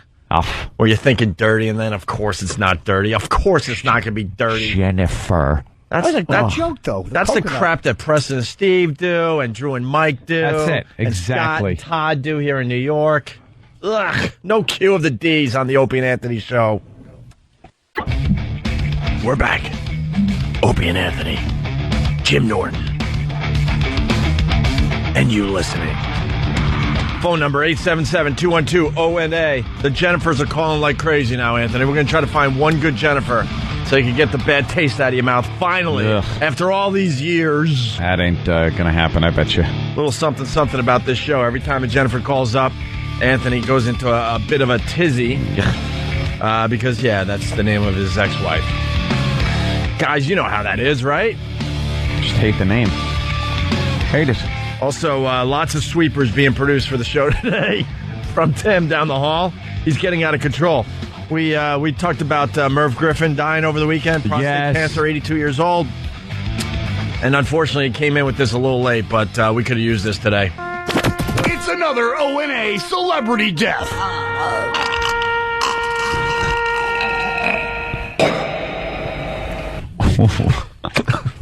Cool. All right. I think he could have done a little more with that. What else to be done? I mean, that was obviously hours of labor. Timmy sweats over this equipment. And it's more about quantity than quality here. Apparently. Well, if you didn't like that one, you might not like this one. You know, when we were talking about the box office, Rush Hour, made $50 million at the box office, #1 movie over the weekend? Yep. Tim produced this. It's the ONA box office report. I like that a lot. It's got everything you need. Laser sounds made by the mouth. Yeah. A film in the background. Yeah. And it tells you what it is. That's all it needs. Yeah. You're right. And, of course, don't forget, it's also Ringtone Monday Mania, Feel Good Story Monday, and Pot Talk Monday. Mm-hmm. I think we already did the Pot Talk with the whole space shuttle endeavor. A little space talk where you look off and get a little paranoid that you're looking into infinity. Yeah. You're looking into ever. I like to say you're looking into ever. Ever. It's Pot Talk Monday. Do you think the astronauts, as they're out there, they kind of take a peek to the left and go, that goes forever. That would freak me out. Oh, my God. I'd be like, just get me back on. On the Opie and Anthony show. Dude, that's trippy. Trippy, man. Why is the sweeper about something that we talked about today, but he produced that like a while ago? Whoa, how'd that happen? What's up with that? Something's going on. I think I know. Busy bee. Tim is magic. Guess he knew what we were going to say. He's got wizardry. Tim engages in wizardry. That's right. When he makes these sweepers. That's right. When he's not having his hair cut with retarded people. Going, give me whatever it is he has. What's wrong with his haircut? Nothing. It's a good haircut. Is it? Yeah. Did he see Kenny's? Oh, did he have a haircut? Yeah. Did he get the front shorter so it's more of a in mullet? Kenny has the shortest mullet possible. Yeah. It's amazing.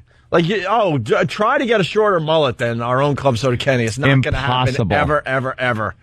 It's pretty much a crew cut with like a mullet thing in the back. Yeah. But the back is like only like a quarter inch. Yeah, it's not that long. It's really strange. Long enough though to qualify. I think Kenny has just unusually like his hair in the back goes too far down. It goes down my neck. Where he has to shave a make believe like end to it. Yeah. Yeah. I want to grow a tail. Like remember the 80s guys would grow like those long rat tails. Oh, the rat tail. Did you have one? No. I grew a little one. Stop it. Yeah. Stop it. It was as wide as my pinky and about half a pinky. Oh. It was really lame. I'm going to get one. The chicks digged it. Of course they did. They'll love it. I was in first grade. Jennifer in Westchester. We're going to try to do this, Anthony. We're going to try to do this today. We're going to try to find one good Jennifer out there. Yeah, please. Jennifer in Westchester, what makes you a good Jennifer? The fact that while my boyfriend was in law school, I made sure to take care of him, and, I did his laundry for him, I cooked food for him, and and I'm a family person, I'm very close to my parents. I talk to my mother every day. She doesn't live in the area, but... Let me translate that to you. If we ever break up, I have such a case to screw him out of all of the money he makes being a lawyer, because I am the one that supported him and did everything while he went to school and did the actual hard work. What'd you do, throw some clothes in a washing machine? Jesus Christ, stop it. All of them. I support, while he went to medical school or law school or did this, I was standing behind him. Shut up, you lotto winner. Just shut up. I'll tell you what you did. You gave a nice warm pocket. That's what you did. Probably better than any laundry thing or cooking could have done. You gave him a warm pocket to come home to. Wow. Very bitter. Jennifer. Yeah, bitter. See, I apologize for my friend Anthony. He gets like this when he hears the name Jennifer. Stupid Jennifer. It probably has nothing to do with you. All right. The first thing she brings up, I supported him when he was going to law school. Yeah, he was going to law school. He's the one doing the work. All right. Well, that one didn't work out. Shut up. Let's go on to Jennifer in Monroe. Jennifer in Monroe. Hi. Yeah, I'm a great Jennifer. All right. Now this sounds okay. Sounds like a Jennifer you can go and watch the ball game with. Summer camp. All right. Thank you. We're really trying to find a real Jennifer today. Let's go to Maine. Jennifer, what's up? It's Jenny. Oh, Jenny, let me tell you something. Hold on a minute. Hold on. I don't know if you're following the rules of the bit we're doing right now. The Jennifer thing and the Jenny thing are kind of separate. A lot of Jennifers don't like to be called Jenny. Don't call me Jenny. A lot of Jennys don't like to be called Jennifer. So that means you're not part of the bit. We need a true Jennifers. That's like you're a Bill. Jenny. That's like us doing a William bit and Bill calls. Or a Carolyn, and you're looking for Caroline. Caroline, Brian. All right, let's say hi to Jennifer in Pittsburgh. Jennifer, why are you a good Jennifer? We're trying to get this bad taste out of Anthony's brain there. because I was on the 55-gallon drum challenge, and since I was on your show, there could be no bad Jennifers that were on Opie and Anthony. All right, she was in the 55-gallon drum challenge. That's pretty good. So you're like crap dumped all over you. But we've had a lot of girls with a lot of different names on the show. It doesn't really help the name Jennifer out. What makes you a good Jennifer? I won. Oh, she won, huh? All right. I bet I ragged about her name back then too. Yeah, you're not. You haven't changed me. Sorry. All right, let's go to Bring up Jennifer something from 7 years ago. in Long Valley. Jennifer. Hey guys, how you doing? Good. Good. I'm cool, Jennifer, because I cook really well. I watch football with my husband. I play pool, and I don't talk too much when he's watching TV. Dan, what do you think? That's pretty good. I kind of like it, but you shouldn't be talking while he's trying to watch TV. And what do you watch the game with him? Does he really want you watching the game with him? Yeah, I actually know the game pretty well. Oh I love God. it. Only problem is that I'm a Giants fan. He's a Cowboys fan. Oh boy, the old rivalry at the household. Oh, there's some conflict in your Look household. Look out. Do you wear a Cowboys jersey or wait, you're a Giants fan. Do you wear a Giants fan and a Giants jersey and he wears a Cowboys jersey when you're watching? No, I can't wear the Cowboys jersey, but I usually just wear a Giants hat and leave it at that. You know what would make you a good Jennifer? If you don't talk during the games because you couldn't talk during the games. If you know what I mean. Exactly. Oh, well, I tried. All right. The Love you search guys for anyway. a cool Jennifer. Your name Jennifer sucks. It sucks. On the Opie and Anthony Show. Shut up, and your name sucks. Wow, they're just flying in now. I like the sweepers just flying in.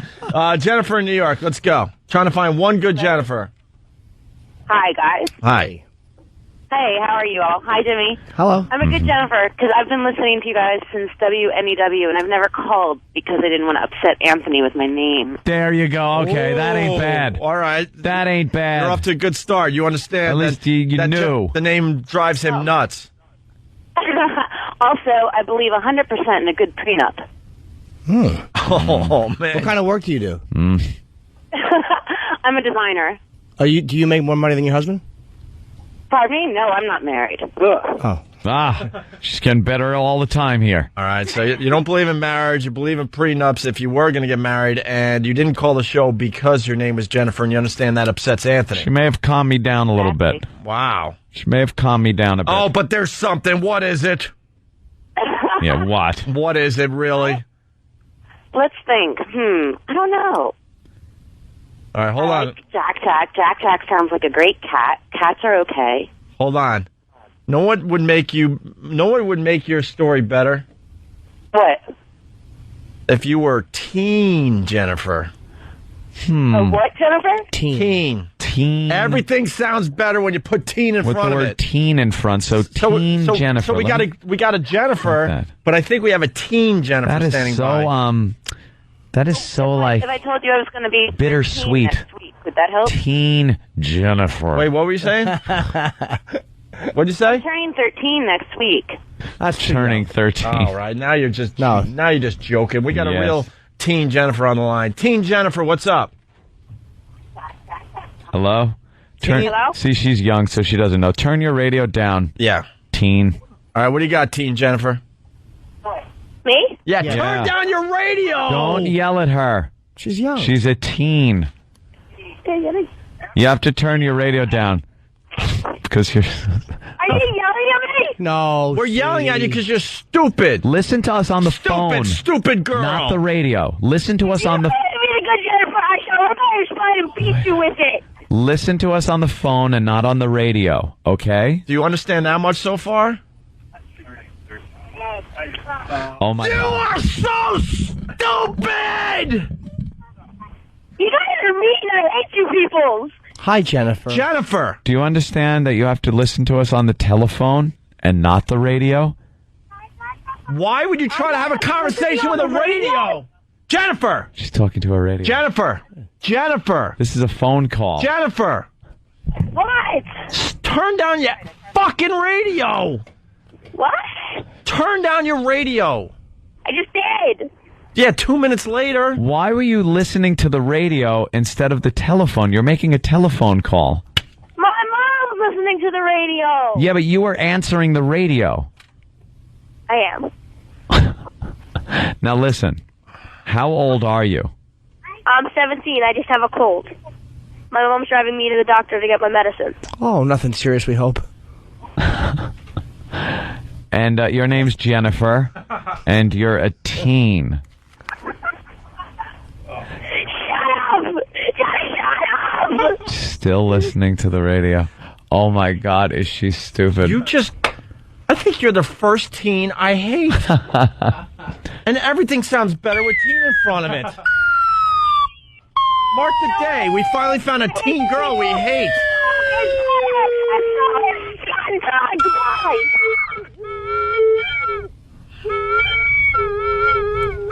There goes the boner whistle, too. We were doing so well. Boner whistle's not happy with that phone call. Oh, I was sure we were going to get... But she just...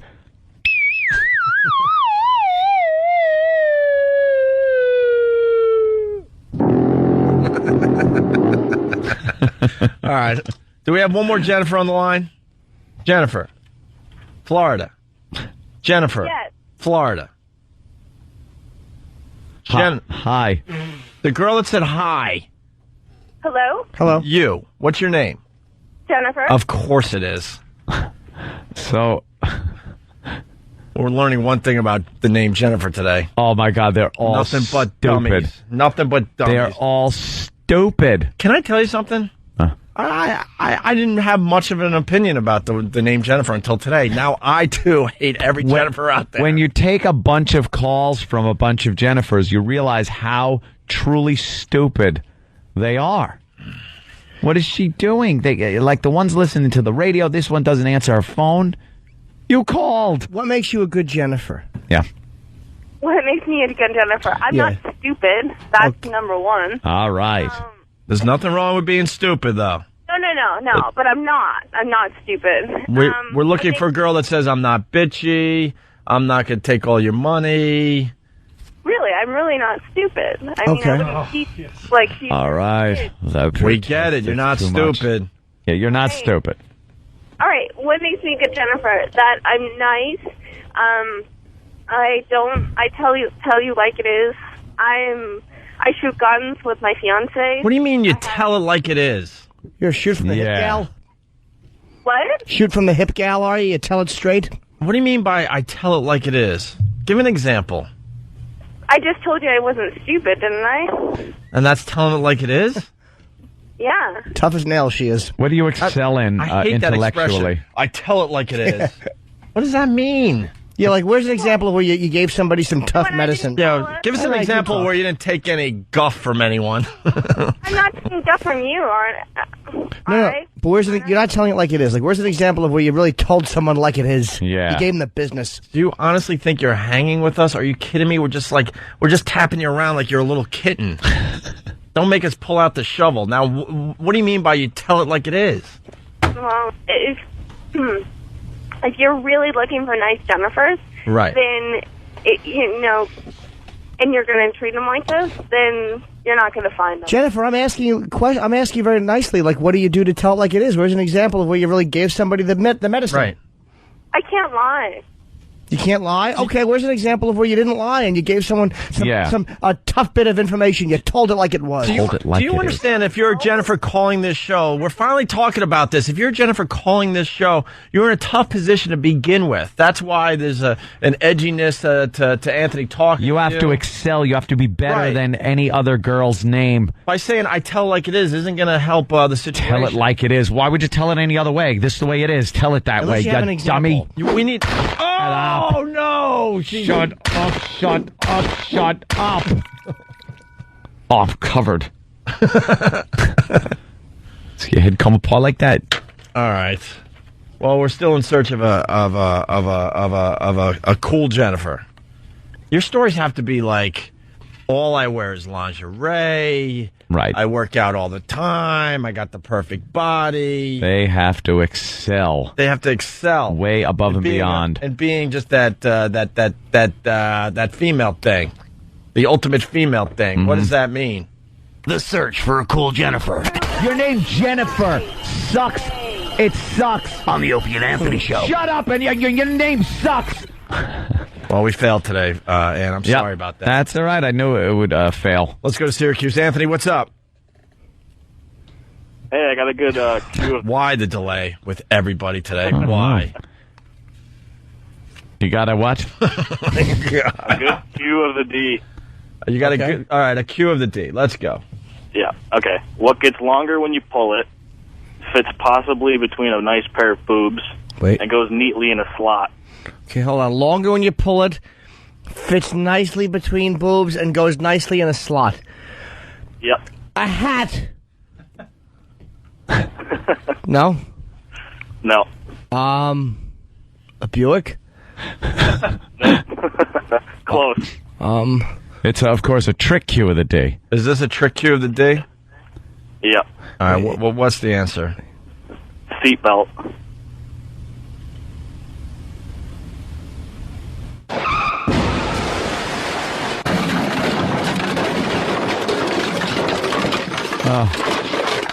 Thrown from the vehicle. All right, listen.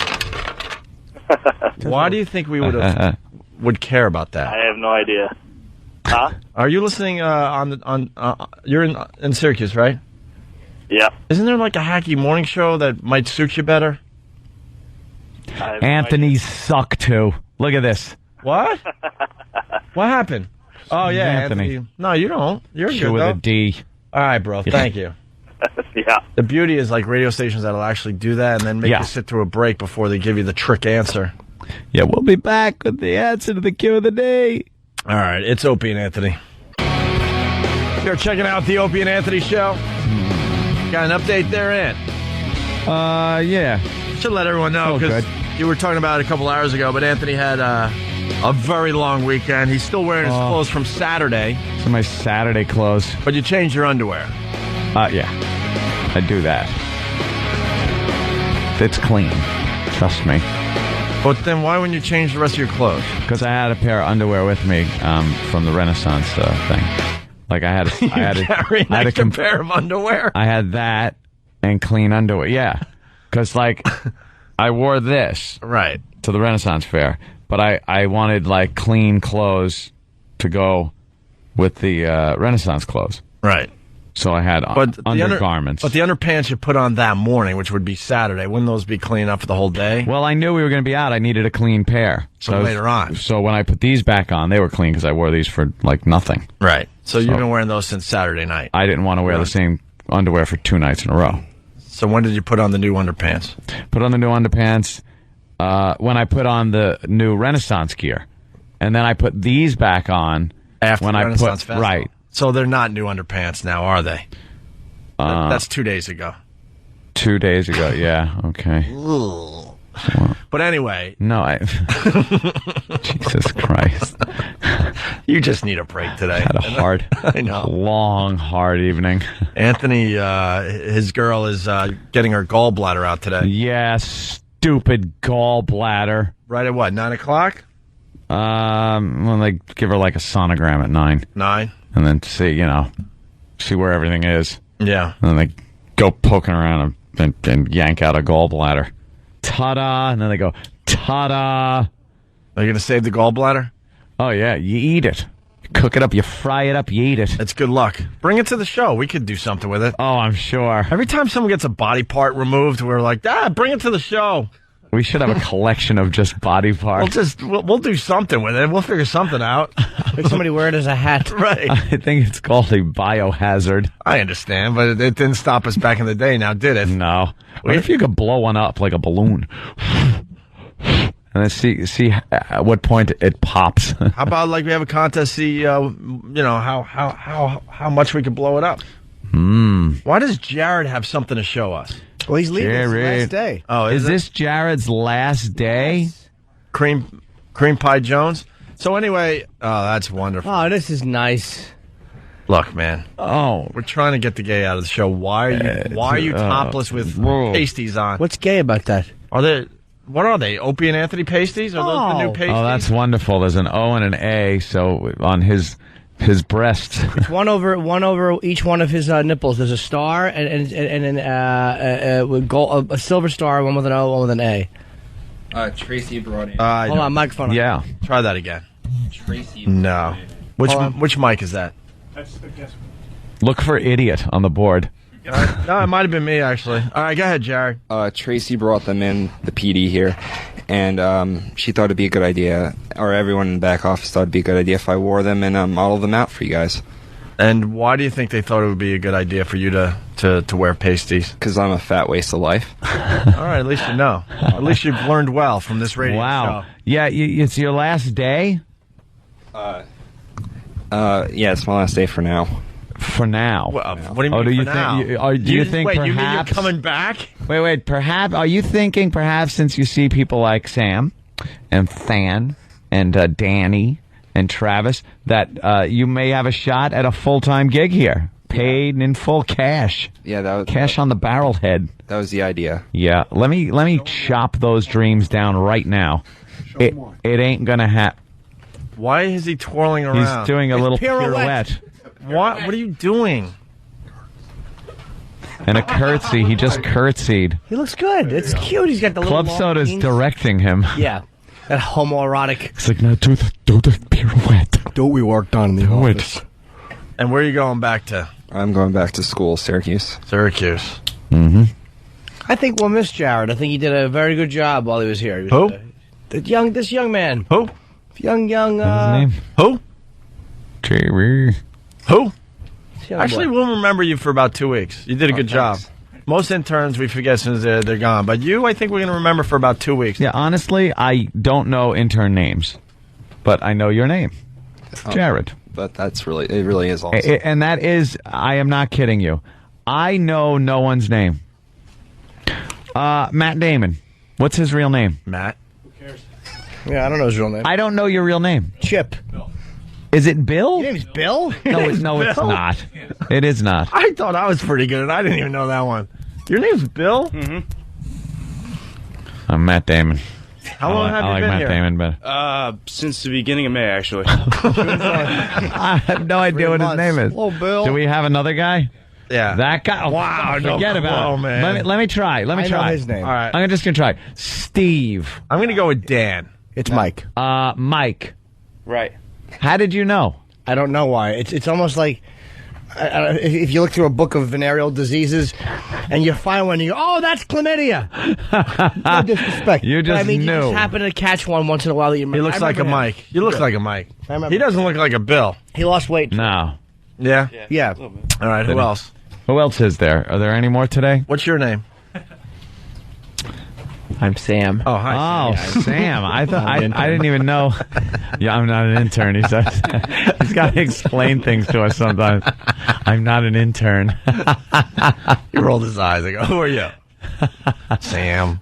Ah. All right. Yeah, this. So they're prepping for surgery right now. Mike. Okay, I remember that.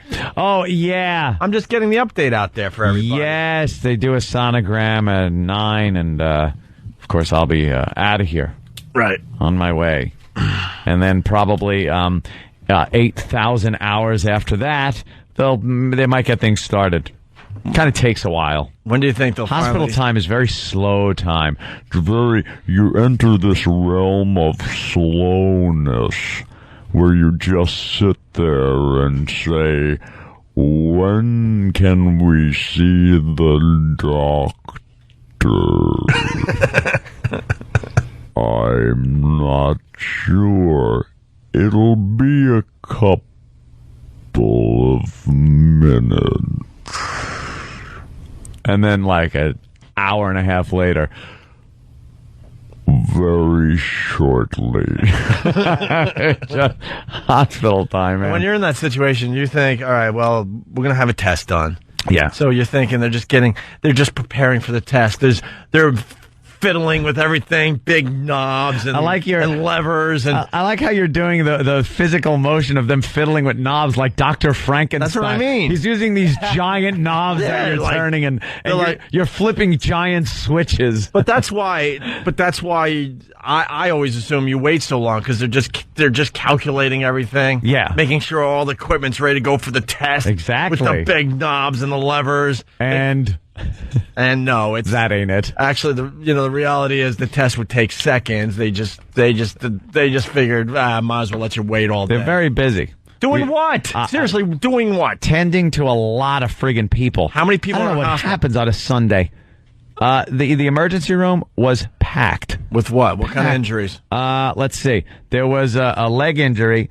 Here's me too. I'm like sitting there, and I was pretty hungover. I'm sitting in the waiting room before triage, where they bring you in and figure out if you're good enough to even come in.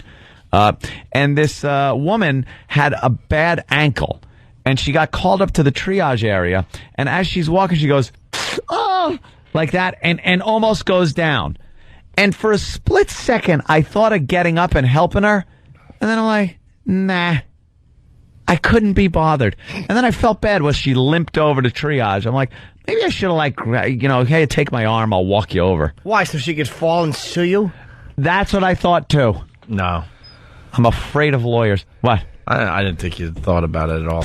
No, I kind of did afterwards a little bit. But maybe she was yelling out in pain because she realized how this whole thing works. You got to be in pain. Yeah, if you're going to the emergency room, you got to play it. Yeah. For all you got. A lot of people with stomach problems were there on Sunday morning. Why would you go to the emergency room with stomach problems? I don't know, buckled over stomach problems. Well, that's what my girlfriend was there for. Her stomach hurt. Oh, good point. But it turns out to be a gallbladder. All right, good point. But there was some buckled over people. No. But she... Yeah, she knew, She knew it wasn't her stomach, right? Because isn't that more off to the side? It's like the side back kind of thing. Right. Yeah. But a lot of people there with leg injuries. And then there's people you don't know what the hell they're in there for. And a lot of old people. Old people just falling apart. I got to smell that old decaying smell. It's called death. Some old woman passed me by, and it's just this, powder mixed with... It's a thick, heavy smell. It's really, you'd almost feel it. Elderly. It's like an old dog has a smell. An old dog smells. Yeah. And that's what happens to humans, too. They just get a smell. So it's packed with that. Every room's packed. They have people lined up outside the rooms, lining the hallways. Yeah. It's just a massive amount. It was like they were giving stuff away over there. That's not fun. No. All right, let's go to Jeremy on Long Island. Jeremy, what's up? Jeremy. Jeremy. Hey, guys, I just want to say... All right, look. I would love to yell at the listeners again, but now I'm starting to think there's got to be something wrong today. There's too much of a delay with every phone call. Yeah, you think? Jeremy. No. I was answering you guys. Well, then that's where the problem is, because we didn't hear the answer right away. Jeremy, what's up? I want to know what happened. See, there's a delay. Anyone else notice that? There's a little delay. See, Jeremy, answer right after I'm done. Jeremy, what's up? What happened to the blind kitten? See, there is some weird thing happening with the phones today. There's Little a slight delay. I knew there was something wrong. I didn't think it was just a Monday thing. So you guys are just yelling at people for no reason. Shut up. All right, what happened to the blind kitten? I think my brother's stuck with the blind kitten because he has a heart of gold. And now they don't want to give up the blind kitten. He's actually making funny YouTube videos with the blind kitten and doing wacky things that only kittens with eyes should be able to do. Because if they're blind, milk or gasoline is a fun game. He has two little milk or balls. gasoline. My brother now has a 3-legged dog and a blind kitten. This is the type of person he is. We should have him a traveling virus in the village. We should have him with all his wacky animals. The well-hung goldfish. He's just got all these odd things. Little animal freak show. Nice. Yeah, I think my brother's keeping the blind kitten. Although the listeners came out of the woodwork to try to adopt it and take it off his hands because he's too busy doing 70, 80 hours a week at the restaurant there. Yeah. Here's a fun game to play with the blind kitten. As the kitten's walking towards you, you're really quiet, and it's stumbling on its little kitten feet, and then when it gets right by your face, you go, you wait till you play whatever kitten music kittens like a little tinkle-a-link, little music in the back, so distracted, and then you scream at its little dumb kitten face. It's pittering along on its little paws, little padded feet, padded foot, padded foot, padded foot. I can't see nothing. And then it gets...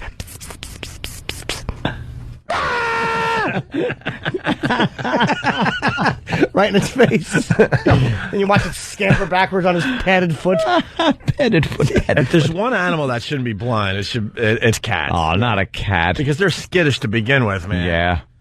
Poor thing. Oh, the poor little thing. And they like jumping on things, and he just can't jump. Where's he jumping to? Just a flat wall. Thinks there's a shelf there because he thought he sensed it. And he jumps and just smashes into the wall. I know. Milk or gasoline. That's a fun little game that he plays. Two little dishes. Which one will Kitty drink out of? Milk or gasoline. Or a comfy blanket or tax is a fun game, too. All right, we got a cute little story coming in. It's Feel-Good Story Monday, right? It could be. Sure, yes. Why not? It's time for your feel-good story. Good. These are pictures of a 15-year-old girl taken, detectives say, when her mom picked her up from summer camp. I just thought, oh my God, what did they do to her? Everything was so swollen and so raw. We've agreed not to reveal the girl's name or show her mom's face on camera. Investigators say the teen was tied to a rope and dragged behind a van while she was at a Christian boot camp. Detectives say she was being punished for not being able to keep up with other campers out for a run. This was supposed to be fun. It was supposed to be a fun thing and, a little bit of a learning experience for her. First of all,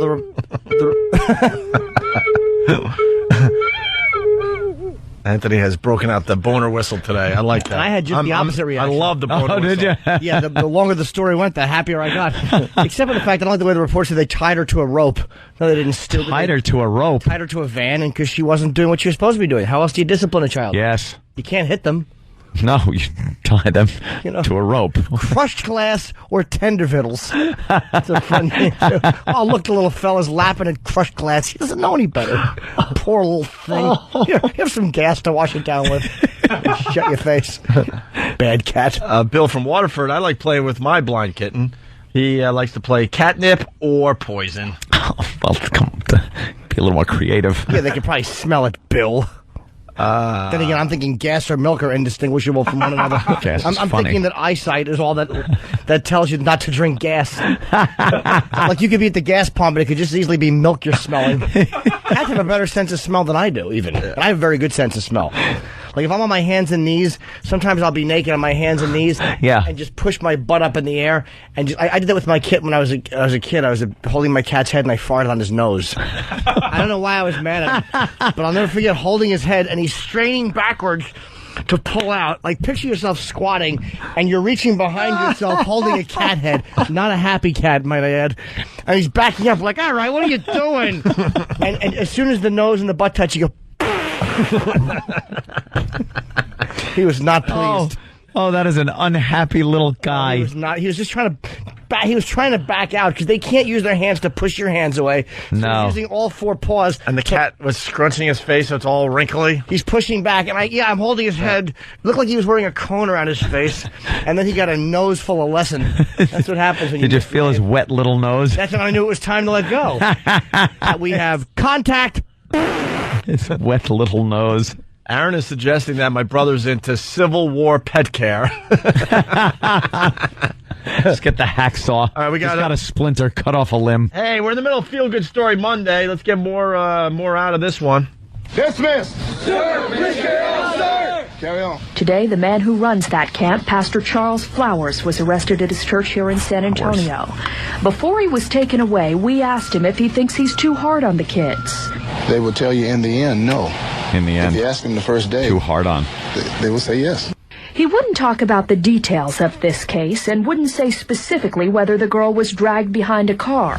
He did say his tough love approach helps teens to connect with their purpose in God. But the mother of this girl hopes he never works with children again. I think he just goes too far. Do you think? And I think that there's a right way and a wrong way to get through to kids. Pastor Charles Flowers and a training assistant are charged with aggravated assault. Investigators say Flowers drove the van while the girl was tied to the bumper. Can I say that when someone says, "Did you tie that child to the bumper and drive the car?" You should always say no. There should never be a, well, I have no comment about allegedly dragging the child behind the van. No comment. No comment. And his name is Flowers? Flowers. Chuck Flowers to his friend. Doodle. Retribution. Oh, no. Yeah, I know what that was about, though. What? They put a rope around her, and they just kind of were trying to make her run. Probably drove very slowly. Very slowly. They weren't dragging her, I bet. It sounds really bad. And like, come on, keep up, keep up. And it's obviously something you shouldn't do, but it was probably like they tied a rope to her and like, come on, and to push her a little further. And then she probably fell down, even though the truck was going like miles per Those hour. church groups do some like wacky things, though. Yeah. Like, obviously you shouldn't be doing that. I know those boot camp things, they get a little raw with the kids. You know, as far as that, but I don't know if this was like one of those boot camps or some kind of stupid church outing. It's a friggin' church. The only answer you should have when someone says, "Did you drag that kid? Did you tie that kid to the bumper and drive?" No.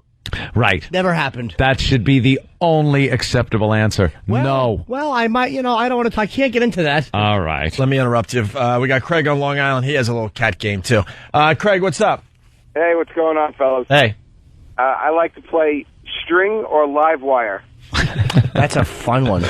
Sometimes they get it right. Other times they don't. All right, let's go to Mark in New York. Mark, what's up? Good morning. I like to play driveway or a highway. It feels the same to his little feet. Yeah. Little tar on his pads. Hey, that wasn't your feel-good story, obviously. I was just kind of joshing with You were everybody. joking. I was joking with everybody. Here's your feel-good story for Feel Good Story Monday. A woman tries to console one of the owners of Harem Family Hair Care shortly after a brutal morning robbery left 4 women, most of them grandmothers, badly beaten. Horrible. It shouldn't happen around here. Disgusting. Police spent the afternoon assessing the bloody crime scene, marking spots of blood and taking photos. We're told around 11 Friday morning, a man walked into the business, demanded money, and immediately started hitting 3 customers and the co-owner with a hammer.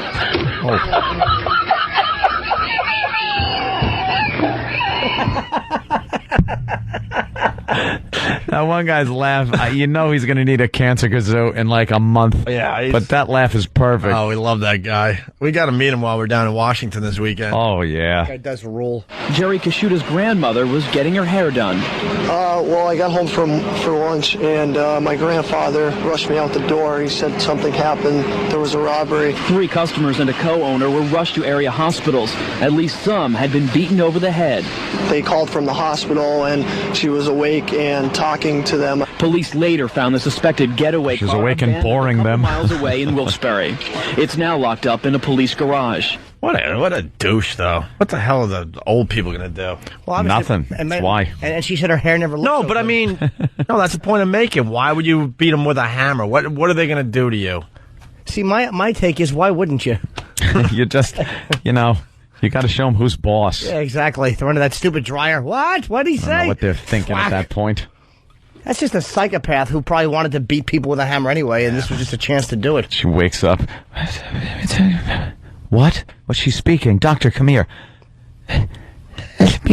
Let me tell you about my grandchildren. Put her back in a medically induced coma. I want to hear about your grandkids.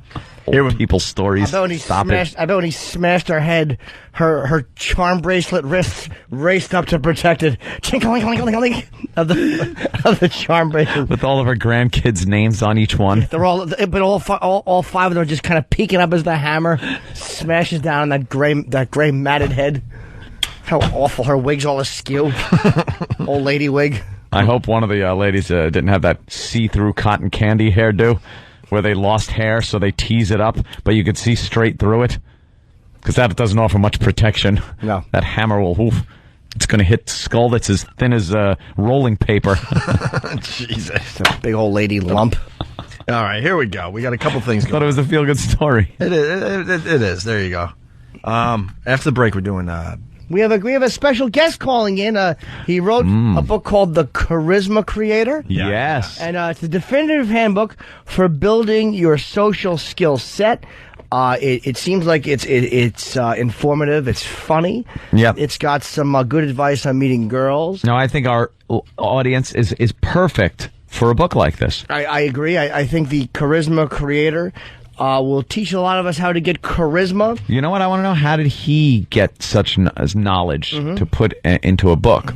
Like, how did he get all of this? Was it passed on to him, or did he think it up himself? Because that would be really smart. Well, a lot of people are going to have some questions for this author. Of course. So serious questions. Yeah, only please today keep the from our audience. goofiness to a minimum. That's right. We are asking you, please, serious questions only for our author. Right. That we're going to have on, the Charisma Creator. What other things are in this book there, Jimmy? Well, it looks like he's got a thing. There was a conversation he had with a woman on the train, which he kind of wrote down from memory about how he met her and he used humor. And he talks about, he thinks people should read his book twice, going from cover to cover. And the second time you memorize parts, you take notes. And he said that going from nothing to being a truly charismatic person may take up to 90 days of daily work. So there's a lot to get into here. That's odd that he's got like a schedule like that, like 90 days. He has a list of some of the smooth moves he used within a conversation. That's what I want to get to. And on one page, he explains what humor really is, and it's more than just being funny. Okay. And throughout the book, he explains how important it is to make sure conversations and dates are fun, with a capital F-U-N and an exclamation point. Fun! Yeah. So we will see what Andrew Kaplan has to say about this book called The Charisma Creator. Looking forward to it. Serious questions. Yes. Did you do this part about the book? Andrew thinks people should read his book twice. Yes, I did mention that. Okay, good. Jimmy says the same thing, but he doesn't want you reading the same book twice. He wants you to buy a new one. I'd like you to buy 2 copies of Happy Endings. Happy Endings. Take one and read it, and then throw one into the river. Somebody told me that they did a billboard for me, I think, on the Turnpike. Oh, that's cool. Oh! I haven't seen it, but I heard it cannot possibly be the cover. It's a back cover. Get out of here. Yeah. Really? That's even worse. 60 feet of me laying there with a towel over my ass. Who did the cover for you? That's awesome. The back cover. I don't know. Someone, I got to get a picture of that. Yeah, let's get a picture of that up on the website. All right. And just so you know, we're going to be in D.C. just this Saturday. We got the Traveling Virus show, and Friday we're going to be at the XM compound. We're doing the what's the car crash comedy. Car crash comedy is a big hit. We're taking it to Washington. It was a huge hit in Philly. So this will be our first. We want live to kind of take that nationwide. So we want whoever wins car crash comedy gets to go up into a spot at the Traveling Virus, and there's a way to do it. You have to email live@xmradio.com. Put Opie and Anthony in the thing if you want to come. And for car crash comedy, Sam@foundrymusic.com, and tell him you want to be a part of car crash comedy. All right. Yeah, we're getting a live audience for our show on Friday. Yes. All right. When we get back, we'll talk to this author. Yeah. Kaplan. Yes. Remember, serious questions only. Yeah, please. On the Opie and Anthony show. Yeah, let's get right into this. It's Opie and Anthony. On the phone, Andrew Kaplan.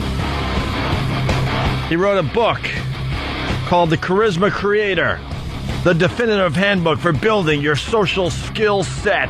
This sounds handy. What's up, Andrew? What's going on, fellas? Very happy to be here. Hi, right on, man. You got a book out, huh, Andrew? Oh, yeah. A lot of work went into it. I bet. I imagine, man. I read it from cover to cover. It's terrific. Oh, wow. And you're still alive to tell the story. That's good news. It says that you take about 90 days of work every day to become charismatic. What led you on this path? If you could give us a brief overview. Sure. Well, in the beginning, I was just doing this because I had started my own company, and I wanted to learn how to socially interact with people just for business and networking. Right. But when I saw I was figuring this thing out, I'm like, okay, well, I'm a young guy. I like women. Let me figure out this dating part too. And, obviously, there was a lot to learn along the way. Wow. Well, it says here, Andrew, you had a very funny... what's this thing on page 2 here? Hold on. Eric, get in here. We need our own... it was the conversation on the train, I believe, right? Yeah, it's the pre-intro conversation on the train, and I shouldn't even say this because I'm giving it away for free, actually. People can check that on the site and read it for themselves, so they don't have to... Oh, that's on the site. Well, we have... what happened now, Andrew? There was you're on a train. It's a funny conversation you have with a girl named Jenny. Right. And what's this an example of? Well, this is what I like to... It's an example of my 5-minute limit pickup, where I just basically, within 5 minutes, because we're on the train and we're coming up to my stop, I had to get in there, get the digits, and get out. Oh, what do you mean by digits? Digits, phone number. Yeah, phone number. Oh, phone number. Okay, So this is like a commando mission for chicks. Oh, you know it. Oh, man. We're running this like a business. I hear you. Can we do a little bit of this? Can we, like a business. Can we do a little bit of this? This was a funny conversation, and I want to do a little bit where you read your part, and we have Erica here who's going to read her part of the girl as an example of how to pick up girls or whatever like that on the train. How you did it? Okay, fantastic. All right, you got your script in front of you? Yeah, hold on. We need another copy of the book. Turn into it right now. Here we go. All right. Erica is going to read her part. Okay, and I guess just to, for everyone listening out there, how this started was I was on a train 2 minutes before my stop, found a really hot solid 8, cute brunette, fantastic eyes. Solid 8, though, I got to say. That's a little young.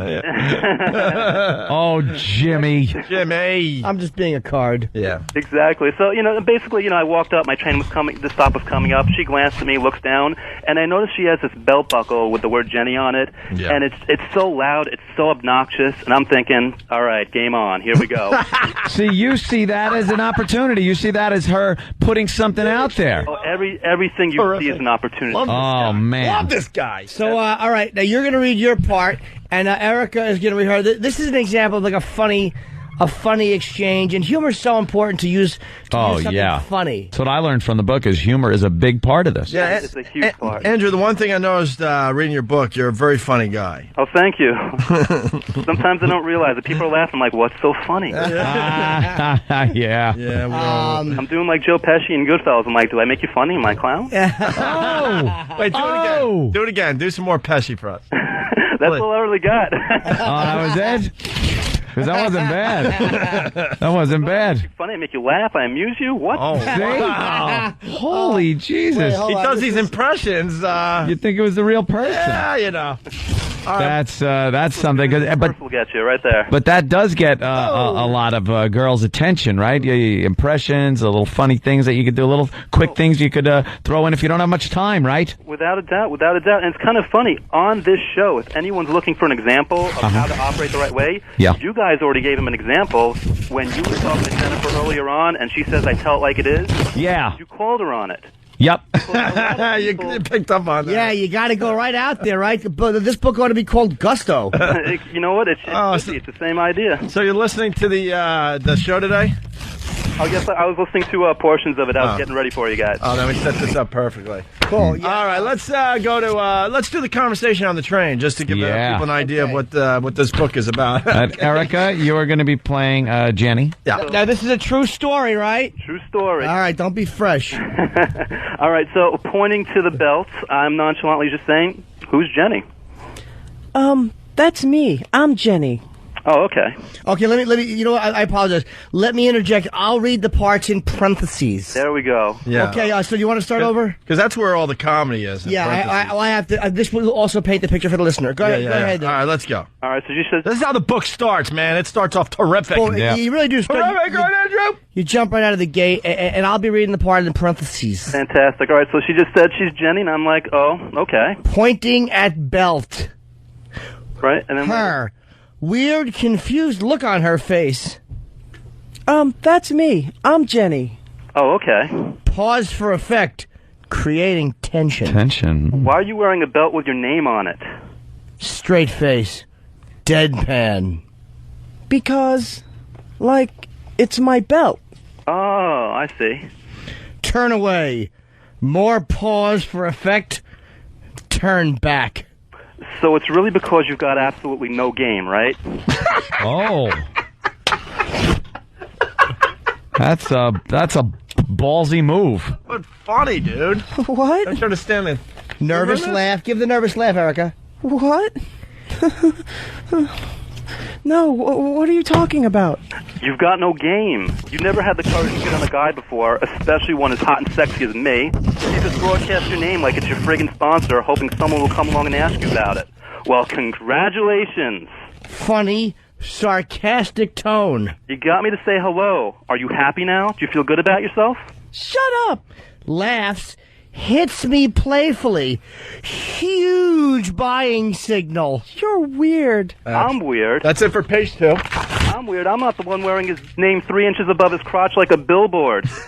You're the weird one, and you're rude, too. Hold on, dude. Let me jump in. You said that to a chick? Damn. Damn, where'd you get the balls to say something like that to a chick? I know. It was basically a year of discomfort of doing this, building it up. Yeah. That way. Man, right? Hold on. You are the man. All right, continue. So I just told her you're rude, Erica. Rude? I'm not rude. What do you mean I'm rude? Well, here I obviously know your name, but did you ever take the time and effort to figure out mine? I just met you. I didn't have time to. Oh, you had plenty of time. You could have asked my name instead of calling me weird. You could have asked when you were slugging me, which, by the way, when you hit someone without knowing them, yeah, rude. Dude, you turned it around on her. I did? Totally. Wow, that's really... Wow.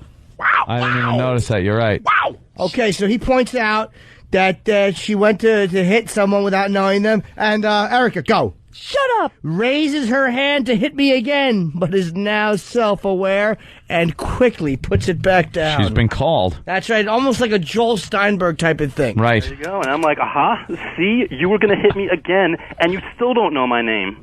Fine. What's your name? Whoa. Hold on, non-actress. What happened to the laughing part? Hold on, let me see. I don't think I have a page 3 anymore. Hold on. Fine. You have page 3 in your book? Hold on. Let me get you my page 3. It says here that you were laughing because what happens is Andrew says, aha, see, you were going to hit me again, and you still don't know my name. And you're laughing at his page joke. 78. Yeah. Where is it? Now, so do it right. Fine. What's your name? Oh, I'm not just going to give you my name. What do I look like to you, a Jenny? You have to earn my name. Oh, my God. Squint's eyes, cocky tone. Explain that. It says Squint's eyes, cocky tone. Yeah. That's really just me kind of, I guess, helping people picturize that I'm giving attitude here. I'm keeping a straight face. Even though this is funny, it's a good back and forth, but, go-between. Because I'm keeping a straight face, it adds to the level of tension and humor. And, Andrew, you could get a broad doing that? Oh, yeah. Wow. Oh, hell yeah. It's kind of like how you do it. It's kind of like you're going, what do I look like to you, a Jenny? It's kind of like a Clint Eastwood meets Merv Griffin type thing. Yeah, I think I was thinking, Marlon Brando, something like that. Ah, Brando, sure. After 1980? All right, cool. All right, an inoculated arm in the train car. All right. Go ahead. I apologize for interrupting. Hold on. Yeah. Let me get the chapter for here. So what were we up to? Well, I just told Jenny she has to earn my name. Yeah, earn it with the squinty eyes and cocky tone. Jenny? What? How the hell do I do that? Handing her a pen. Your email and phone number right now, lady. I'm in a rush here. What? No. Hold on, let me explain. Rude and rude. Wait, let me jump in here and explain what do you say here. After she's like, what? Because she's been taken off guard by this alpha male approach. In parentheses, it says, expecting no doubt in my voice or body posture. No. Your info, my name. That's it. That's the deal. No. That's the end of page 3. Oh, yep. Okay, now she says, you know what? Trying to come up with something to say. Fine. Laughs, begins to write on the back of a business card I just handed her. Why didn't she laugh? What's that? Hold on, no. It says here, like, what happened is our actress is not doing this right. It says she laughs, and so there should be a laugh there. So read it the way it is, stupid. But there's nothing to laugh at. Okay, read it. Fine. Uh-oh. And starts writing. And I go, see, that wasn't so hard. And her, a pouty look. Come on. Let's see your pouty look. Pouty look. Oh, Okay. there it is. That's adorable. I felt the pouty look from here. It's all good. And then you do shit to her hand as train is coming to stop. I'm Andrew. It was very nice meeting you. What did you say your name was? Get out of here, Andrew. Stretches word out, annoyed but very amused. I'm Andrew. All right, listen. How does that work? So, yeah, seems like a whole crazy thing here. Yeah, explain how that worked. Well, basically the situation is this. Most women, if they're attractive to in the least bit, are literally hit on anywhere from 10 to 20 times a day. Right. Wow. And figure 99% of the guys doing it are doing it wrong. Right. They're doing some issue. Now, what's wrong with the way they're doing it? Well, hold on. You say something here which I thought was very interesting. What page, Jimmy? It was on page. I don't have a page 148. But you have a list, by the way, on page 206. Give us an example of some of the smooth moves you've used within a conversation. In the context of this conversation, smooth move number one, I use my surroundings. What's that? I use my surroundings. a Because your environment 2x4. is always providing you with opportunities. Like if you're behind a Planned Parenthood, you might make a stew joke. Anything that works for you guys. Anything. Yeah. Humor is important, right? It's always important, and you never hesitate, and you always make sure it's congruent with who you are. Congruent, good word. Could you give us an example, though, of some of the smooth moves that you've displayed here? Right, well, I use my surroundings, like I said. I was different because, like we were just talking about, who has... Boring. Who has the stones to walk up to a complete stranger, an attractive one, and tell her she's got no game? No one. Well, I'll tell you one thing. Like, if you're on the train... You might want to make like a Colin Ferguson-like remark. That's a good one, too. Or something like, hey, where are we going on this train? To Dachau? Train. Absolutely. If that fits in with your personality, Train humor. and that's funny, obviously, you go with it. Sure. Train, you're not give an example of, I see what you're saying. Give us smooth, look at this, Andrew's smooth moves. What page? It's on page 206. Oh, boy. I wish I could read that. Give us an example here. It's gone. Well, besides being different, I also use what I like to call role reversal. Right. This sucks. Role reversal. Yeah, which again, it's another example, I guess, what you guys were for earlier. Yeah. Usually, we're in a role where if she's attractive, well, most guys are saying, okay, she's a goddess, I'm looking up to her. This is great iced tea. You got to flip the script. You got to make a situation where you're the attractive one, you're the one she's going after, you're the piece of meat. Act like wherever you are, that's the place to be. Let me ask you a question, because it seems to me like you've got this whole thing down. Is charisma something that you'd say, because a lot of people would feel that it's completely natural, and yet there's the other camp that would say, yeah, it's natural.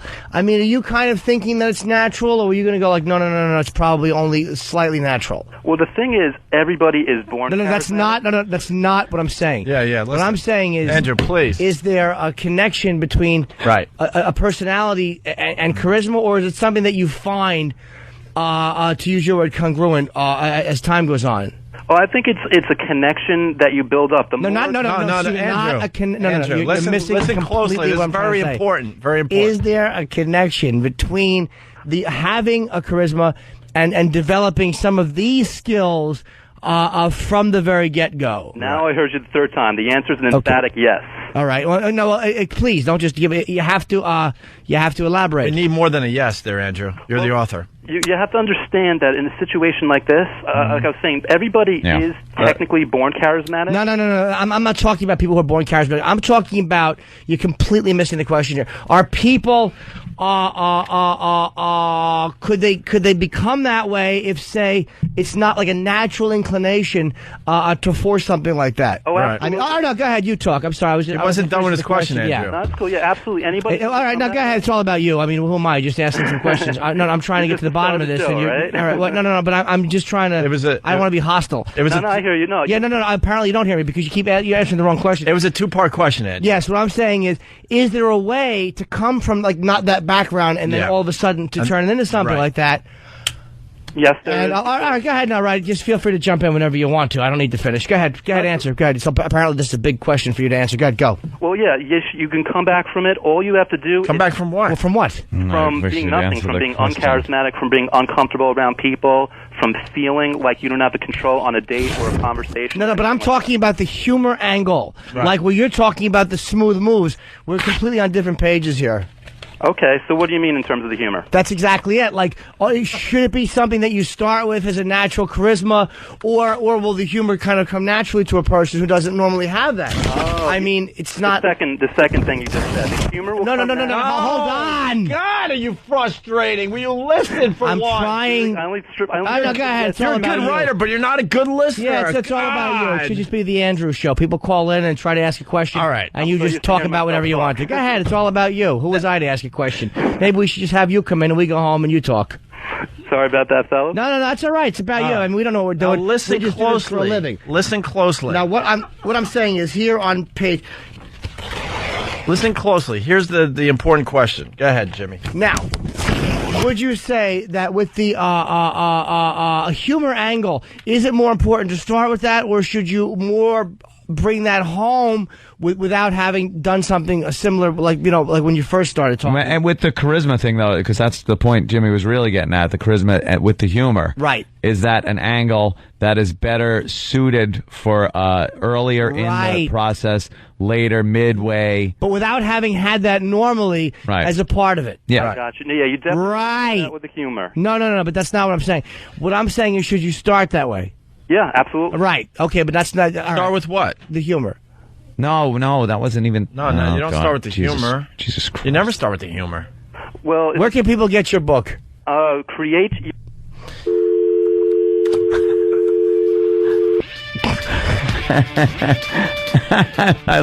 I love the don't get the question bit. I love it.